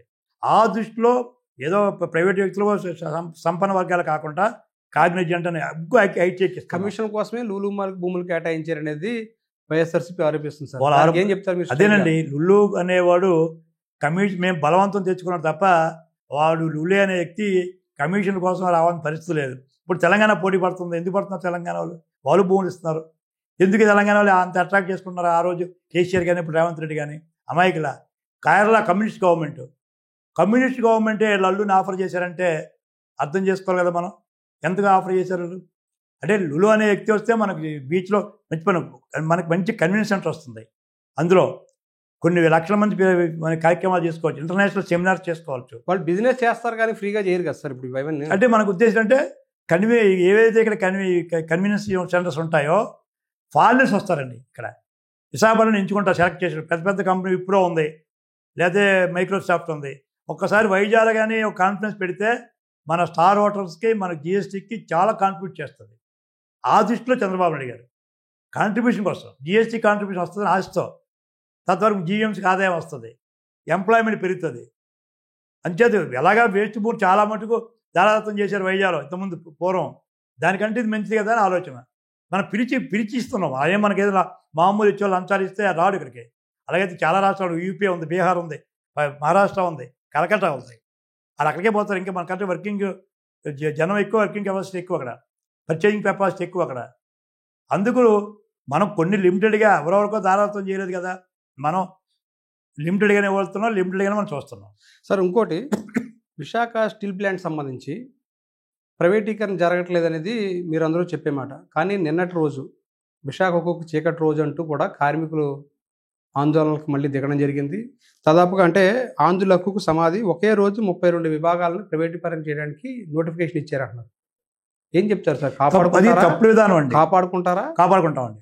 లేదంటే కనుక లేదు, అవసరం ఉంటే కేంద్ర ప్రభుత్వం మీద మేము మాట్లాడతాం, ఎంపీలతో అవసరమైతే ప్రొటెస్ట్ చేయమంటాం. ఇది విశాఖ స్టీల్ ప్లాంట్ కాపాడుకోవడంలో తెలుగుదేశం పార్టీ పరంగా మేము సంపూర్ణ మద్దతు కార్మికుల పక్క ఉంటున్నాం. ఎందుకంటే పల్లా శ్రీనివాస్ గారు మా రాష్ట్ర అధ్యక్షుడు పాపం ఆమరదీక్ష చేశాడు. ఆ రోజు నేను అక్కడ ఇన్ఛార్జిగా ఉన్నప్పుడు అన్ని ఉద్యమాలను పార్టిసిపేట్ చేశాను. ఎన్నికల ముందు వరకు మాకు మద్దతు ఇచ్చిన తెలుగుదేశం పార్టీ నాయకులు కానీ, స్థానికంగా ఉన్న ఎమ్మెల్యే పల్లా శ్రీనివాసరావు గారు కానీ ఈరోజు మా ఉద్యమానికి మద్దతు ఇవ్వట్లేదు, మా గొంతు నొక్కుతున్నారు, గడిచిన ఏడాది కాలంగా పోలీసులను అడ్డు పెట్టుకుని మా మీద లాఠీచార్జ్ చేసి మా ఉద్యమాన్ని అనగదొక్కే ప్రయత్నం చేస్తున్నారు అనేది కార్మికుల ఆరోపణ సార్. అంటే రీసెంట్గా నిన్న మన వచ్చిన జీవో అని చెప్పింది, వచ్చింది కరెక్టే.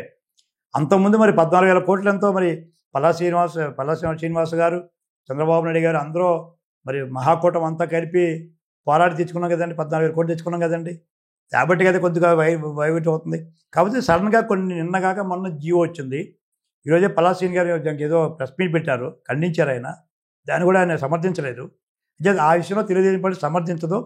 అది ఏమిటో పూర్తిగా అంటే వాళ్ళు నేను మధ్యన అనకాపల్లి జిల్లాకి వెళ్ళిపోవడం వల్ల అంటే ఒక సీనియర్ నాయకుడిగా చెప్పండి సార్, స్టీల్ ప్లాంట్కి సంబంధించినంత వరకు మీరు కూడా రాజకీయాల్లో దాదాపుగా 4.5 దశాబ్దాలుగా ఉన్నారు. మీ నాన్నగారి దగ్గర నుంచి కూడా తెలుసు ఇక్కడ ఉద్యమాలు జరిగాయి, 32 మంది ప్రాణాలు కోల్పోయారు స్టీల్ ప్లాంట్ సాధించుకోవడం కోసం. అలాంటి మన ఆంధ్రులకు విశాఖకు అన్న నినాదం కూడా ఇప్పుడు చచ్చిపోయే పరిస్థితికి వచ్చింది.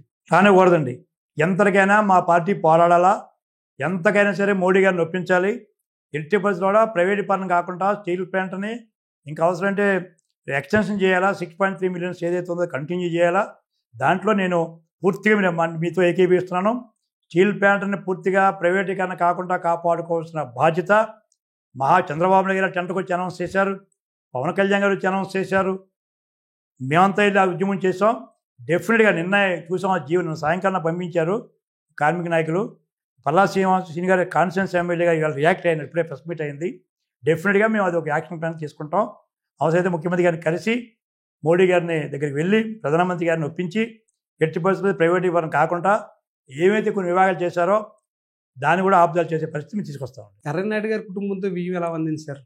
అది నా అదృష్టం సార్, భగవంతుడు నాకు ఇచ్చిన వరం అది. ఎలాగ మా పాపలు పెళ్ళి అవుతే పెద్దలు కూడా మంచి కుర్రవాడు, మంచి యువకుడు, మంచి కుటుంబం. వాళ్ళ నాన్నగారు డిప్యూటీ చీఫ్ ఇంజనీర్ రిటైర్ అయినాడు, అమెరికాలో సెటిల్ అయినారు. వాళ్ళు నా అదృష్టం. రెండోది ఎర్రనాయుడు గారు మేము ఊహించలేదు, ఎందుకంటే బాబు అప్పటికే ఎంపీగా ఉన్నారు, బాగా అప్పుడే పాపులర్ అయి ఉన్నాడు. సరే ఆయన కోరికలు ఆయనకి ఎలా ఉంటే మాకు తెలియదు. కానీ మా దేవుడు ఇచ్చిన వరం ఏంటో సడన్గా మాకు మా చెల్లి మా ఎర్రనాయుడు గారి మిస్సెస్ ఫోన్ చేసి అన్నయ్య ఇలా చేద్దామంటే మహదానందం పొందాం. ఒక మంచి కుర్రవాడు, మంచి యువకుడు, మంచి క్రమశిక్షణ గల చక్కని అబ్బాయి మా అల్లుడు అవుతుందంటే ఆ వేడుకొండల వాడిని పూజిస్తుంటాం కదా, ఆ దేవుడు ఇచ్చిన వరంగానే భావిస్తున్నాను. అంటే ప్రపోజల్ మీ వైపు నుంచి వచ్చిందా వాళ్ళ వైపు నుంచి వచ్చింది? ముందు మేము మన ఆశతో ఉంటాం, మాకు ఆశ ఉంది మంచి అల్లుడిని చేసుకోవాలని. కానీ అటుపక్క వాళ్ళకు ఉండాలి కదా, అంచేత ఆ రకమైన అవకాశం మా చెల్లి కింజవరపల్లి కుటుంబం, ఆ ప్రభాకర్ గారు కానీ, అచ్చెన్నాయుడు గారు కానీ, ప్రసాద్ గారు కానీ, వాళ్ళ ముగ్గురు అన్నదమ్ములు, మా చెల్లి విజయమ్మ గారు అందరూ అనుకునే వారు మమ్మల్ని అడగడం అది అదృష్టంగా భావించాం. ఎప్పటి నుంచి సార్ మీ కుటుంబాల మధ్య అనుబంధం? అంటే ఫ్యామిలీ పరంగా లేదు, పొలిటికల్గా ఉంది. పొలిటికల్గానే. నేను యాక్చువల్గా అన్నయ్య గారు చనిపోయిన నాటికి నేను శ్రీకాకుళం ఇన్ఛార్జిని. 2 రోజుల వరకు కలిసి ఉన్నాం. దురదృష్టం నా దురదృష్టం. అప్పుడు బంధుత్వాలు లేవు. అంటే పిలుచుకోవడం ఒక కుటుంబంగా మేము కలిసి ఉంటున్నాం, ఫంక్షన్లో అట్లా కలుస్తున్నాం, కలియడం తప్ప బంధుత్వాలు అనేది ఎప్పుడు జరగలేదు. కాకపోతే ఒక అదృష్టం ఏం జరిగిందంటే నేవల్ ఫ్లీట్ జరిగింది ఇక్కడ వైజాగ్లో. అనుకోకుండా ఆ ఫ్లీట్కి పోయి నోవాటెల్లో ప్రైమ్ మినిస్టర్ గారు మాకు డిన్నర్ ఇచ్చారు. ఎవరు సార్? ప్రైమ్ మినిస్టర్ గారు. ప్రైమ్ మినిస్టర్ నోవాటెల్ గారు నేవల్ ఫ్లీట్కి. ఎవరు సార్ ప్రైమ్ మినిస్టర్? మోడీ గారే. 14-19 మధ్యలో ఆ, ఇచ్చినప్పుడు అనుకోకుండా ఒకే టేబుల్ మీద మాకు మా 2 కుటుంబాలకు ఒక టేబుల్ వచ్చింది. అంటే ముందే గవర్నమెంట్ అలాట్ చేసింది, ఈ ఎమ్మెల్యేలు ఇక్కడ, ఈ మినిస్టర్ గారు ఇక్కడ అని. ఆయనకి నాకు ఒకే టేబుల్ వచ్చింది. మా పిల్లలు రామ్మోహన్ రెడ్డి గారు, మా చెల్లి విజయమ్మ గారు, మా పిల్లలు, మా అబ్బాయి కలిసి ఒకే టేబుల్ కొన్ని భోజనం చేసాం. ఆ రోజు చూసుకుంటే మా రామ్ కూడా చూసి ఉంటాడేమో మా పాపను అనుకుంటున్నాను. అది కూడా అదృష్టమైంది. అది ఓ రోజు అచ్చెన్నాయుడు గారు నేను బస్సులో ప్రయాణం చేస్తున్నాం. రాజప్ప గారు ఉన్నారు, మన చిన్నరాజప్ప గారు. ఒకే బస్సులో చేస్తున్నాం. సీఎం గారు ముందు వెళ్తాను, ఆయన ఈ జిల్లాకి ఇన్ఛార్జిగా కూడా చేశారు. రాజప్ప గారు బస్సులో జోక్గా అన్నాడు, బండారి గారు మీరు పిల్లలు చాలా బాగుంటారు, అందంగా ఉంటారు అంటూ, అచ్చెన్నాయుడు గారు మీరు రామ్ చేసేయచ్చు కదా బండారి గారి పిల్లలు అన్నాడు. అంటే ఏమో ఆయన ఏమనలేదన్న, బెలెవరు మీరు వేస్తాను, నేను కాదంటానన్నా. అది జరిగింది. ఇక్కడ ఇది అనుకోకుండా జరిగింది. ఒకరోజు ఢిల్లీలో అవంతి శ్రీనివాస్ గారు, యాదగడ్డ లక్ష్మీప్రసాద్ గారు వీళ్ళందరూ రామ్తో కూర్చున్నప్పుడు, యాదగడ్డ గారు, ఎర్రనాయుడు గారు మంచి అపూర్వ స్నేహితులు, ఫ్యామిలీ. అంతకుముందు ఆయన కలిపారట, రాము మన బండారి గారు అమ్మాయిని అదే ఆయన పూనుకున్నట. పెద్దలున్నారు కదా చెప్పలే. అవంతి అంటే అన్న నువ్వు నా మాట వింటాం బాబు, మన బండారి పిల్లలు బాగుంటారని ఆయన అన్నాడట. ఇలాగ అందరూ, ఇటు అవంతి గారు, ఇటేమో యార్లగడ్డ గారు, ఇక రాజప్ప గారు కదపడం, అచ్చెన్నాయుడు గారు ఉండడం. అనుకోండి ఆ ప్రభాకర్ గారు మాకు బాగా పరిచయం, చిన్నాన్న గారు. ఆయనకి ఎందుకో మా కుటుంబం మీద అమ్మానం ఉంది ఆయనకి. ఈ అన్ని సమీకరణ వల్ల మా అదృష్టం, మా పాప అదృష్టం ఈరోజు. సడన్గా ఫోన్ వచ్చింది సార్. ఓ రోజు నేను తిరుపతి వెళ్దామని, పెద్ద పాప సంబంధం రైట్ అయిపోయింది, డేట్ ఫిక్స్ చేసాం ఎంగేజ్మెంట్ కోసం. నాకు ఏంటంటే ఏ కార్యక్రమం చేసినా తిరుపతి వెళ్ళి చేయడం అనువైతే నాకు. వేడుకొండ వాడి దగ్గర వెళ్ళిన తర్వాత నా అదృష్టం పరిస్థితుంది. ప్రోగ్రాం పెట్టుకున్నాను, నేను నా మిస్సెస్ పాపను తీసుకొని, పెద్ద పాపను తీసుకొని స్వామి దగ్గరికి వెళ్ళొద్దామని, ఇంకా వెడ్డింగ్లు గెడ్డింగ్ కాదు, వెళ్ళొద్దామని. ఇద్దరు మా చెల్లి గారు విజయమ్మ గారు నాకు ఫోన్ చేశారు, అన్నయ్య ఎక్కడ ఉన్నావు అన్నారు. ఇక సబ్బర్ దగ్గర తిరిగి వస్తున్నాను అమ్మ అన్న. అన్నయ్య నేను పలానా రోజు వస్తున్నాను, ఇంట్లో ఉన్నాను అన్నారు. అమ్మ అలా కాదమ్మా, నేను తిరుపతి పెట్టుకున్నాను ప్రోగ్రామ్ అన్నాను. విషయం తెలుసు కదా నాకు. లేదన్నయ్య నా మాటను, తిరుపతి క్యాన్సిల్ చేసుకోండి ఉన్నాను అన్నారు. ఎందుకు అనుమానం వచ్చింది, ఓహో ఉండిపోయాను. వచ్చారు, మా అదృష్టం బాగుండి ఇద్దరం భగవంతుడి దయ వల్ల మంచి కుటుంబంతో, మంచి సాంప్రదాయం కుటుంబంతో, అనుకోకుండా మంచి వ్యక్తితో, మంచి అల్లుళ్ళు, ఇద్దరు అల్లుళ్ళు వచ్చిన ఆనిముచ్చాలి దాకండి. పెద్ద అల్లుడు అలాంటి వాడే. ఇంకా రామ్మోహన్ మీ అందరూ తెలిసిన వ్యక్తి. సార్ ఆయన ఎంపీగా ఉన్నారు అప్పుడు. ఆ తర్వాత ఇప్పుడు కేంద్ర మంత్రి స్థాయికి ఎదిగారు ఆయన. ఎలా అనిపించింది సార్ మీ అల్లుడు మీ ఇంట్లోకి వచ్చిన తర్వాత ఎంపీ నుంచి కేంద్ర మంత్రికి ఎదగడం ఎలా అనిపించింది? ఇందాక చెప్పాను అదృష్టం అంటే కొన్ని మనస్తాపం చెందిన పరిస్థితులు ఉన్నాయి నాకు యాక్చువల్గా. ఇందాక పాత మళ్ళీ 2000 మన సీట్ విషయంలో నేను పడిన మా బాధ తర్వాత అవన్నీ మీకు చెప్పాను ఇందాక. అప్పుడు ఆ సీన్లో చెప్పాను మీకు, అది మనస్తాపం, ఎంత ఇబ్బంది పడ్డానో, ఎంత ఆరోగ్యం పాడు చెప్పాను. కానీ ఇవన్నీ తుడిచిపెట్టిపోయినాయి. ఇప్పుడు నేను చాలా ఆనందంగా ఉన్న కుటుంబం ఇదంటే నా రాజకీయం ఉంది. నా రాజకీయం కోసం పెద్ద ఇబ్బంది పట్టలేదు, పెద్ద ఆశపడలేదు, పెద్ద చంద్రబాబు నాయుడు గారి వాళ్ళని ఇబ్బంది పెట్టలేదు, లోకేష్ గారితో కూడా పెద్ద ఇబ్బంది పెట్టట్లేదు. కానీ ఒక మంచి వరం భగవంతుడు ఇచ్చాడు. ఒక మంచి కేంద్ర మంత్రిగా మంచి వ్యక్తి పేరు పొందుతున్నాడు, చక్కని వ్యక్తి. నా అల్లుడు అవడం నాకు భగవంతుడు ఇచ్చిన వరంగా భావిస్తున్నాను. ఇవన్నీ తుడిచిపెట్టిపోయినాయి. భార్య వచ్చిన వేళ విశేషం, కొడుకు పుట్టిన వేళ విశేషం ఇలా అంటుంటారు అందరూ. అలాగా రామ్మోహన్ రెడ్డి గారికి పెళ్ళి అయిన తర్వాత, అంటే మీ ఇంటి అమ్మాయి వాళ్ళకి ఇంటి కోడలు అయిన తర్వాత ఆయన కేంద్ర మంత్రి అవ్వడం శుభసూచకమేనా? శుభసూచకండి, మంచి ఆనందం. ఒక కేంద్ర మంత్రి నాకు నా రెండో కూతురికి భర్తగా ఉన్నాడంటే ఎంత ఆనందపడతానండి. ఓ రోజు సెంట్రల్ హాల్లో మోడీ గారు, తర్వాత అమిత్ షా గారు, మన రాజ్నాథ్ రెడ్డి గారు, పక్కన మా రాము, పక్కన మా పాప అశోక్ హాల్లో ఫ్రంట్ రోడ్లో పాప అక్కడ కూర్చుంటే అంతకంటే నాకు సంతృప్తి, ఆనందం ఏముంటుంది. నాకు కూతురు అంత మంచి స్థాయిలో ఉండడం, నేను బ్రతుకుండగా ఇంకా ఆడపిల్లలు చూసుకుంటాను ముఖ్యంగా కదా. అంచేత నిజంగా అది దేవుడిచ్చిన వరం అని, అంతే సింపుల్గా వరం అది నాకు. రాజకీయ నాయకుడిగా రామ్మోహన్ నాయుడు స్పీచ్ గురించి ఏం చెప్తారు సార్? నేను అల్లుడిగా నేను చెప్పక్కర్లేదు. ఎక్కడికి వెళ్ళినా, ఏ కేంద్ర మంత్రి దగ్గరికి వెళ్ళినా, నేను అప్పుడప్పుడు వెళ్తుంటాను, పనుల మీద వెళ్తుంటే వాళ్ళే చెప్తారండి. ఎవరి దగ్గర వెళ్ళినా, ఏ రాష్ట్రానికి వెళ్ళినా, ఏ పార్టీ వాళ్ళకి వెళ్ళినా, రామ్మోహన్ దగ్గర మా పార్టీ కాదండి, ఇతర పార్టీ వాళ్ళు కలుస్తారు కదా, ఫ్రెండ్గా ఉంటాం, స్నేహితులుగా ఉంటాం, బాగా వైరు ఉండేది కదా. వాళ్ళు అంటారు, మూర్తి నీకు భగవంతుడు లక్కీ ఫీల్ అవ్వాలి, మంచి అల్లుడు పుట్టినా ఉంటారండి అందరూ. రాష్ట్రం నుండి దేశం నుండి ఎవరి దగ్గర వెళ్ళినా ఒక ప్రశంస, నాకు ఒక మంచి అల్లుడిని పొందారు మీరనే ఒక సంతృప్తి, అనుభూతి చాలా నాకు జీవితానికి. ఎంపీగా ఉన్నప్పుడు, ఇప్పుడు కేంద్ర మంత్రిగా ఉన్నప్పుడు ఇంట్లో ఎలా ఉంటున్నారు సార్ మీ రామ్మోహన్ రెడ్డి గారు? ఇప్పుడు అప్పుడు ఒకటేనండి, ఏమి మాకు మా ఇంటికి వచ్చారంటే ఎవరు చెప్పడం. ఇప్పుడెప్పుడు 4 సార్లు మా ఇంటికి వచ్చారు, without information of the government. సడన్గా వస్తారు, గబగబా మేడంకి వెళ్ళి పడుకుంటారు, స్నానం చేస్తారు, వాళ్ళ అత్తయ్య ఏదైనా వండి పెడితే తింటారు, కామ్గా వెళ్ళిపోతారండి. ఒక్క ఎస్కార్డ్ లోకల్ ఎస్ఐ కూడా చెప్పం మేము. లోకల్ ఒక్కసారి డిఎస్పీ తెలిసి వచ్చారు తప్పితే ఎవ్వరికి చెప్పరు. ఒక అల్లుడిగానే వస్తాడు, అల్లుడికి వెళ్ళిపోతారు, ఎవరికి చెప్పం. ఒక అఫీషియల్స్ కానీ ఇంకోళ్ళు కానీ ప్రెస్ కానీ మీడియా కానీ ఎవరికి చెప్పం. సడన్గా ఒక వారం రోజులు వచ్చారు, కామ్గా వచ్చారు, స్నానం చేసి బట్టలు మార్చుకుని వెళ్ళిపోయారు. మీకు ఎర్రనాయుడు గారితో దాదాపుగా ఒక 4 దశాబ్దాలుగా పరిచయం, అంటే 83 కంపెనీలు చేసామండి. అదృష్టం ఏంటంటే ఎర్రనాయుడు నేను 3 కంపెనీలో పనిచేసాం, 3 కమిటీల్లో కలిసి. అనుబంధం కాదు, కలిసి కొలీగ్స్ కదా. అప్పట్లో మీరు రామ్మోహన్ గారు చాలా చిన్న పిల్లడు, చిన్న కూడా ట్రైన్లో జర్నీ చేసేవాళ్ళండి, మా పిల్లలు కలిసే తిరిగేవారు కదా అప్పట్లో. ఎలా అంటే ఈయన చూసిన తర్వాత అంటే ఈ స్థాయికి ఎదుగుతాడు, కేంద్ర మంత్రి వరకు వెళ్ళేంత పరిస్థితి ఉంది, అదేవిధంగా మంచి మాటగారుతనం అలాంటివి ఏమైనా గుర్తించారు? ఎర్రనాయుడు గారు మా దురదృష్టం ఆకస్మికంగా చనిపోయే వరకు సమాజానికి రామ్ ఎవరో తెలియదండి. ఢిల్లీలో కూడా పొలిటీషియన్స్కి ఎవరికి ఎర్రనాయుడు అబ్బాయిని తెలియదు చనిపోయే వరకు. చనిపోయిన తర్వాత ఆయన సడన్గా తీసుకొని ఢిల్లీ నుంచి రావడం, జనం మధ్యకి తీసుకెళ్ళడం తప్ప ఎర్రనాయుడు అబ్బాయి ఎవరో, ఏమిటి, ఏం చదువుకుంటుండో, ఎక్కడ ఉంటుండో ఎవరికి లోకానికి ఎవరికీ తెలియదు. అంటే మీకు తెలుసు కదా, మీరు చూసేవారు కదా రామ్మోహన్. నాకంత లేదండి, నేను శ్రీకాకుళం ఇన్ఛార్జ్గా ఉన్నాను, నేను ఎర్రనాయుడు కలిసి ఉన్నాం. పాపం తెలుసు భవానీని, ఎందుకు భవానీ ఆదిలాబాద్ కోడలు, మా ఎమ్మెల్యే గారి వైఫ్, ఆవిడ ఎమ్మెల్యే చేస్తుంది. అమ్మాయితో మాకు ఎందుకంటే అక్కడ ఆదిలాబాద్ నేను కుటుంబ స్నేహితులని ఎప్పటి నుంచో. నేను ఎప్పుడు మినిస్టర్గా ఉన్నా అక్కడే భోజనం చేసేవాడిని, అప్పుడు బంధుత్వం లేనప్పుడు కూడా. ఆ రకమైనటువంటి ఉంది తప్ప ఎప్పుడు ఎర్రనాయుడు గారితో నాకు, భవానీతో తప్ప మళ్ళీ మా విజయంతో నాకు పరిచయం ఉంది. మా చెల్లితో ఢిల్లీ వెళ్ళినప్పుడు, జైలుకి వెళ్ళినప్పుడు కలడం ఉంది. ఇన్ఛార్జ్గా ఉన్నాను ఆ రోజుకి. కానీ రామ్ గురించి ఎప్పుడు మేము డిస్కస్ చేయలేదు. అసలు రామ్ గురించి ఎర్రనాయుడు గారు ఎప్పుడు పట్టించుకోలేదు, నమ్మండి. కానీ క్రమశిక్షణగా చాలా భయంతో పెట్టాడు రాముని. ఎర్రనాయుడు గారి మాట అంటే రాముకి వేదం, భయం ఉంటూ ఉండేది అనమాట. అంత భయంతో ఉంటాడు ఎర్రనాయుడు గారి దగ్గర. అదే ఆయనకి ఈరోజు శ్రీరామ రక్ష తండ్రి అడుగుజాలలో. ఓకే సార్, ఇంకా భవిష్యత్తులో తెలుగుదేశం పార్టీ అధ్యక్షుడిగా లోకేష్ని చూసే అవకాశం ఉందా సార్? మొన్న ఈ మధ్యనే మీరు వర్కింగ్ ప్రెసిడెంట్గా కూడా ప్రకటిస్తారనేది మహానాడులో ఊహాగానాలు వచ్చాయి, ఎందుకు ప్రకటించకపోయారు? భవిష్యత్తు అధ్యక్షుడిగా చూడొచ్చా? డెఫినెట్గా 100% చంద్రబాబు నాయుడు ఉన్నంతకాలం ఉంటారు.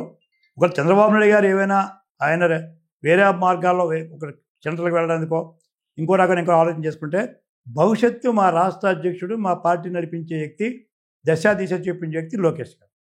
ఆ క్యాపబిలిటీ ఉంది. ఆ పాదయాత్రలో ఆయనకు చాలా మెచ్యూరిటీ వచ్చింది, రాష్ట్రం మీద, ప్రజల మీద అవగాహన వచ్చింది. భవిష్యత్తులో మాకు దశాదిశ చూపే నాయకుడు లోకేష్ గారు. 2014-19 మధ్యలో ఆయన ఎమ్మెల్సీగా ఉండి మంత్రిగా చూశారు ఆయన్ని. ఆ రోజు ఐటీ శాఖ మంత్రిగా పనిచేశారు, చూశారు. ఇవాళ ఐటీ శాఖ మంత్రిగా, విద్యాశాఖ మంత్రిగా మళ్ళీ ఆయన ప్రజల నుంచి ఎన్నికై వచ్చారు, చూశారు. అప్పటికి ఇప్పుడు తేడా ఏం గమనించారు సార్? చాలా తేడా ఉందండి. లోకేష్ గారు అప్పుడు పార్టీ ఎలా నడపాలో ఆలోచించి ప్రభుత్వం వరకు తొలడుగులు వేశారు, ప్రజలతో పూర్తిగా మమేకం కాలేకపోయినారు. నిజంగా మాకు అపోజిషన్ రావడం ఒక మంచిదేమని అనిపిస్తుంది. అపోజిషన్ రావడం వలన, ఒక పట్టుదల రావడం వలన నిజంగా ఆయన పాదయాత్ర ఎవరు ఊహించలేదు, వాళ్ళే ఊహించలేదు. పాదయాత్ర ఈ కుర్రవాడు సుకుమారంగా పెరిగాడు, ఎన్టీ రామారావు మనవడు, చంద్రబాబు గారి అబ్బాయి, ఈయనేం పాదయాత్ర అనుకున్నారు. నిజంగా మండు టెండర్లో నడిచి ప్రజలతో మమేకమయ్యి లోకాన్ని చదివేశాడండి, పూర్తి చదివేశాడు. ఇంకా ఆయనకి ఈ సబ్జెక్టు తెలియదు, ఈ సబ్జెక్టు చెప్పాలా, ఈ కులం గురించి చెప్పాలా, ఈ ప్రాంతం గురించి చెప్పాలన్న ఆలోచనే లేదండి. ఇంకా పూర్తిగా ప్రాంతాల వైజ్ స్టడీ చేశాడు, కులాల వైజ్ స్టడీ చేశాడు, జిల్లాల వైజ్ స్టడీ చేశారు, సబ్జెక్ట్ వైజ్ ఏ డిపార్ట్మెంట్లో ఏ ప్రాబ్లమ్స్ ఉన్నాయో, not only education, not only irrigation, any other subject పూర్తిగా అనర్గళంగా వీళ్ళు చెప్పగలిగే కెపాసిటీ లోకేష్ గారు రాగలిగిందండి. అంటే 2 రకాలుగా సర్వైవ్ అయినారు. ఒకటి ప్రభుత్వ పరంగా ప్రభుత్వం ఉన్న బాధలు భవిష్యత్తులో చేసే కార్యక్రమాలు ఆయనకి అవగాహన వచ్చింది. 2 పార్టీ మీద అవగాహన వచ్చింది. నిజంగా ఇవాళ పార్టీలో ఇవాళ మన ఏదైతే మెంబర్షిప్ పెట్టారో మరి ఎవరు ఇన్వాల్వ్మెంట్ లేకుండానే రాష్ట్ర హైయెస్ట్ మెంబర్షిప్ తేగలిగాడు. వాళ్ళకి ఇన్సూరెన్స్ 10 lakhs వేల ఎవరైనా చనిపోతే వాళ్ళు 10 లక్షలు నష్టపరిహారం ఇవ్వగలుగుతున్నారు ఇవాళ. అంటే పార్టీలో ఆయన వారి అభిమానాన్ని పొందగలిగారు. పార్టీలో లోకేష్ హవా నడుస్తుంది, ప్రభుత్వంలో కూడా లోకేష్ హవా నడుస్తుంది అనేది అందరూ చెప్తున్నమాట సార్. వాస్తవేనా? వాస్తవం కాదండి. ఇప్పుడు ఒకటి ఉంది, కొంతమంది ప్రభుత్వంలో ఉన్న మంత్రులు ఉన్నారు, చాలామంది ఉన్నారు. మనోహర్ ఉన్నారు, వారు ఏం అడ్లేదే. అచ్చెన్నాయుడు ఉన్నారు, ఏం అడ్లేదే, వారికి కేసు ఉన్నారు. అంటే చాలామంది సీనియర్స్కి అవగాహన ఉంది, చేసుకున్నారు. కొంతమంది జూనియర్ మంత్రులు వచ్చారు, ప్రమోట్ చేశారు చంద్రబాబు నాయుడు గారు, లోకేష్ గారు, పవన్ కళ్యాణ్ గారు. వాళ్ళు కొంత అప్పుడప్పుడు డిస్కస్ చేయడానికి వెళ్తున్నారు, తప్పులేదు. ఎందుకంటే లోకేష్కి ఆ మెచ్యూరిటీ వచ్చింది, అవగాహన వచ్చింది. వీళ్ళకి లేదు. ఇంకా ఇప్పుడు కొంతమంది పేర్లు చెప్పకూడదు, వాళ్ళు కొత్తగా వచ్చి మంత్రులు అయినారు, ఇంకా వాళ్ళు తెలుసుకోవాల్సింది ఎంతో ఉంది. తప్పే ఉంది, వాళ్ళ నాన్నగారు అంత ఫ్రీ వెళ్ళలేకపోవచ్చు సీఎం గారి దగ్గరికి, లోకేష్ గారి దగ్గర తెలుసుకున్నారు. అంతేగాని ప్రతి డిపార్ట్మెంట్లో బాగా చెప్తారు, ఏదైనా ఇవ్వగలిగితే అన్న ఏమనుకోకండి నేను చెప్తాను కలండి అంటారు. మాలాంటి సీనియర్స్ కూడా చెప్తాం, ఎప్పుడప్పుడు ఇవ్వబోతుంటాం. అన్నగారు ఏమనుకోకండి, గురుగారు అంటారు, అన్నారు నన్ను వయసులో పెద్దను కనుక, గురుగారు ఇవ్వండి చెప్తాం కదా అంటారు అని తెచ్చేస్తుంటాం. అంతే తప్ప. కాకపోతే ఒక జనరల్ సెక్రటరీగా ఆయన బాధ్యత ఉంది. ఇంచేత పార్టీ 2 ఉన్నాయి. లోకేష్ గారు మంత్రే కాదు, ఓ జాతీయ ప్రధాన కార్యదర్శి. ఆయన ఇది నడిపాలా, 2ని సమానంగా తీసుకెళ్లాలా. అలాంటప్పుడు పార్టీలోకి నిర్వాహం బాధ్యత ఉంది ఆయనకి. ఏదైనా కార్యకర్త నాయకుడికి వెళ్ళి బాధ చెప్పినప్పుడు ఆ మంత్రితో చెప్పే అవకాశం ఆయనకు ఉంది జనరల్ సెక్రటరీగా. అంచేత ఆయన ఎక్కువ ఏ డిపార్ట్మెంట్ ఇన్వాల్వ్ కానీ పిలిపిన జరుగుతుంది. ఒక్క ఎడ్యుకేషన్ తప్ప, ఐటీ తప్ప ఏ అదర్ డిపార్ట్మెంట్లో జోక్యం చేసుకోలేదు. లోకేష్ గారిని మీరు దగ్గర నుంచి చూశారు, దాదాపుగా చాలా కాలం. చిన్న కుర్రని చూశాను, చిన్నప్పటి నుంచి చూశారు. ఆయన అంటే ఆయన గురించి చెప్పమంటే ఏం చెప్తారు సార్ డైరెక్ట్గా? అంటే ఒక పట్టుదల ఉన్న వ్యక్తి, ఏదో సాధించాలని ఆశతో ఉన్న వ్యక్తి, భవిష్యత్తు ఇంకా ముందుకెళ్లాలని ఆలోచిస్తున్న వ్యక్తి. తండ్రి అనే కాకుండా, తండ్రి బిడ్డగా కాకుండా తను కూడా వ్యక్తిత్వంతో లోకేష్ గారు అనే ఒక ఇమేజ్ ఎన్టీ రామారావు గారి దగ్గర చంద్రబాబు నాయుడు గారికి ఎలాగ ఇమేజ్ వచ్చిందో వ్యక్తిత్వంగా, రేపు లోకేష్ కూడా ఎవరి మీద డిపెండ్ అవ్వకుండా నేను లోకేష్ అనే ఒక బ్రాండ్ కోసం ఆయన ట్రై చేస్తున్నాడు, ప్రయత్నిస్తున్నాడు, విజయవంతం అవుతున్నాడు. లోకేష్ గారిని భవిష్యత్తులో ముఖ్యమంత్రిగా చూసే అవకాశాలు ఉంటాయా? భగవంతుడి నిర్ణయం మనం ఏం చేయలేము. ఇప్పుడు ఎందుకంటే మాది జాతీయ పార్టీ, మాది ప్రాంతీయ పార్టీ, జాతీయ పార్టీ, తెలుగుదేశం పార్టీ. మా తెలుగుదేశం పార్టీలో ఎన్టీ రామారావు కుటుంబమే ఉంటారు. ఎన్టీ రామారావు గారు, చంద్రబాబు నాయుడు గారు, తర్వాత లోకేష్ గారు అవడం తప్పులేదే. చంద్రబాబు నాయుడు గారు ఎంతో కొంతకాలం తర్వాత వారు కూడా ఏదో కేంద్రానికి వెళ్ళడమో, రిటైర్మెంటో, ఇంకోటో, ప్రధానమంత్రి లేకపోతే ఏ రాష్ట్రపతి అవ్వచ్చు కదా. అయినప్పుడు మాకు ముఖ్యమంత్రి ఎవరు? ఇంకా మాకున్న ఆల్టర్నేటివ్ లోకేష్ గారు కదా. పరిణితి చెందిన వ్యక్తి, అవగాహనతో ఉన్న వ్యక్తి, అందరికీ కింద కార్యకర్త కూడా పరిచయం చేసుకున్నాడు లోకేష్ గారు, పిలిచి మాట్లాడగలుగుతున్నాడు. అంచేత డెఫినెట్గా భవిష్యత్తులో మా ముఖ్యమంత్రి క్యాండిడేట్ చంద్రబాబు నాయుడు గారు ఎప్పుడైతే ఇంకొక ఉన్నత స్థానానికి వెళ్తారో తర్వాత వచ్చే ముఖ్యమంత్రి మా పార్టీ పరంగా, మహాకూటమి నేను కామెంట్ చేయట్లేదు, అదో కాంట్రవర్సీ చేయనక్కర్లేదు. మహాకూటమి వేరు, మా పార్టీ పరంగా మా పార్టీ ముఖ్యమంత్రి క్యాండిడేట్ మాకు లోకేష్ గారు. ఓకే సార్, థ్యాంక్ యూ, నమస్కారం. Thank you sir. మీ విలువైన సమయాన్ని మాకు కేటాయించినందుకు ధన్యవాదాలు. సంతోషం అండి.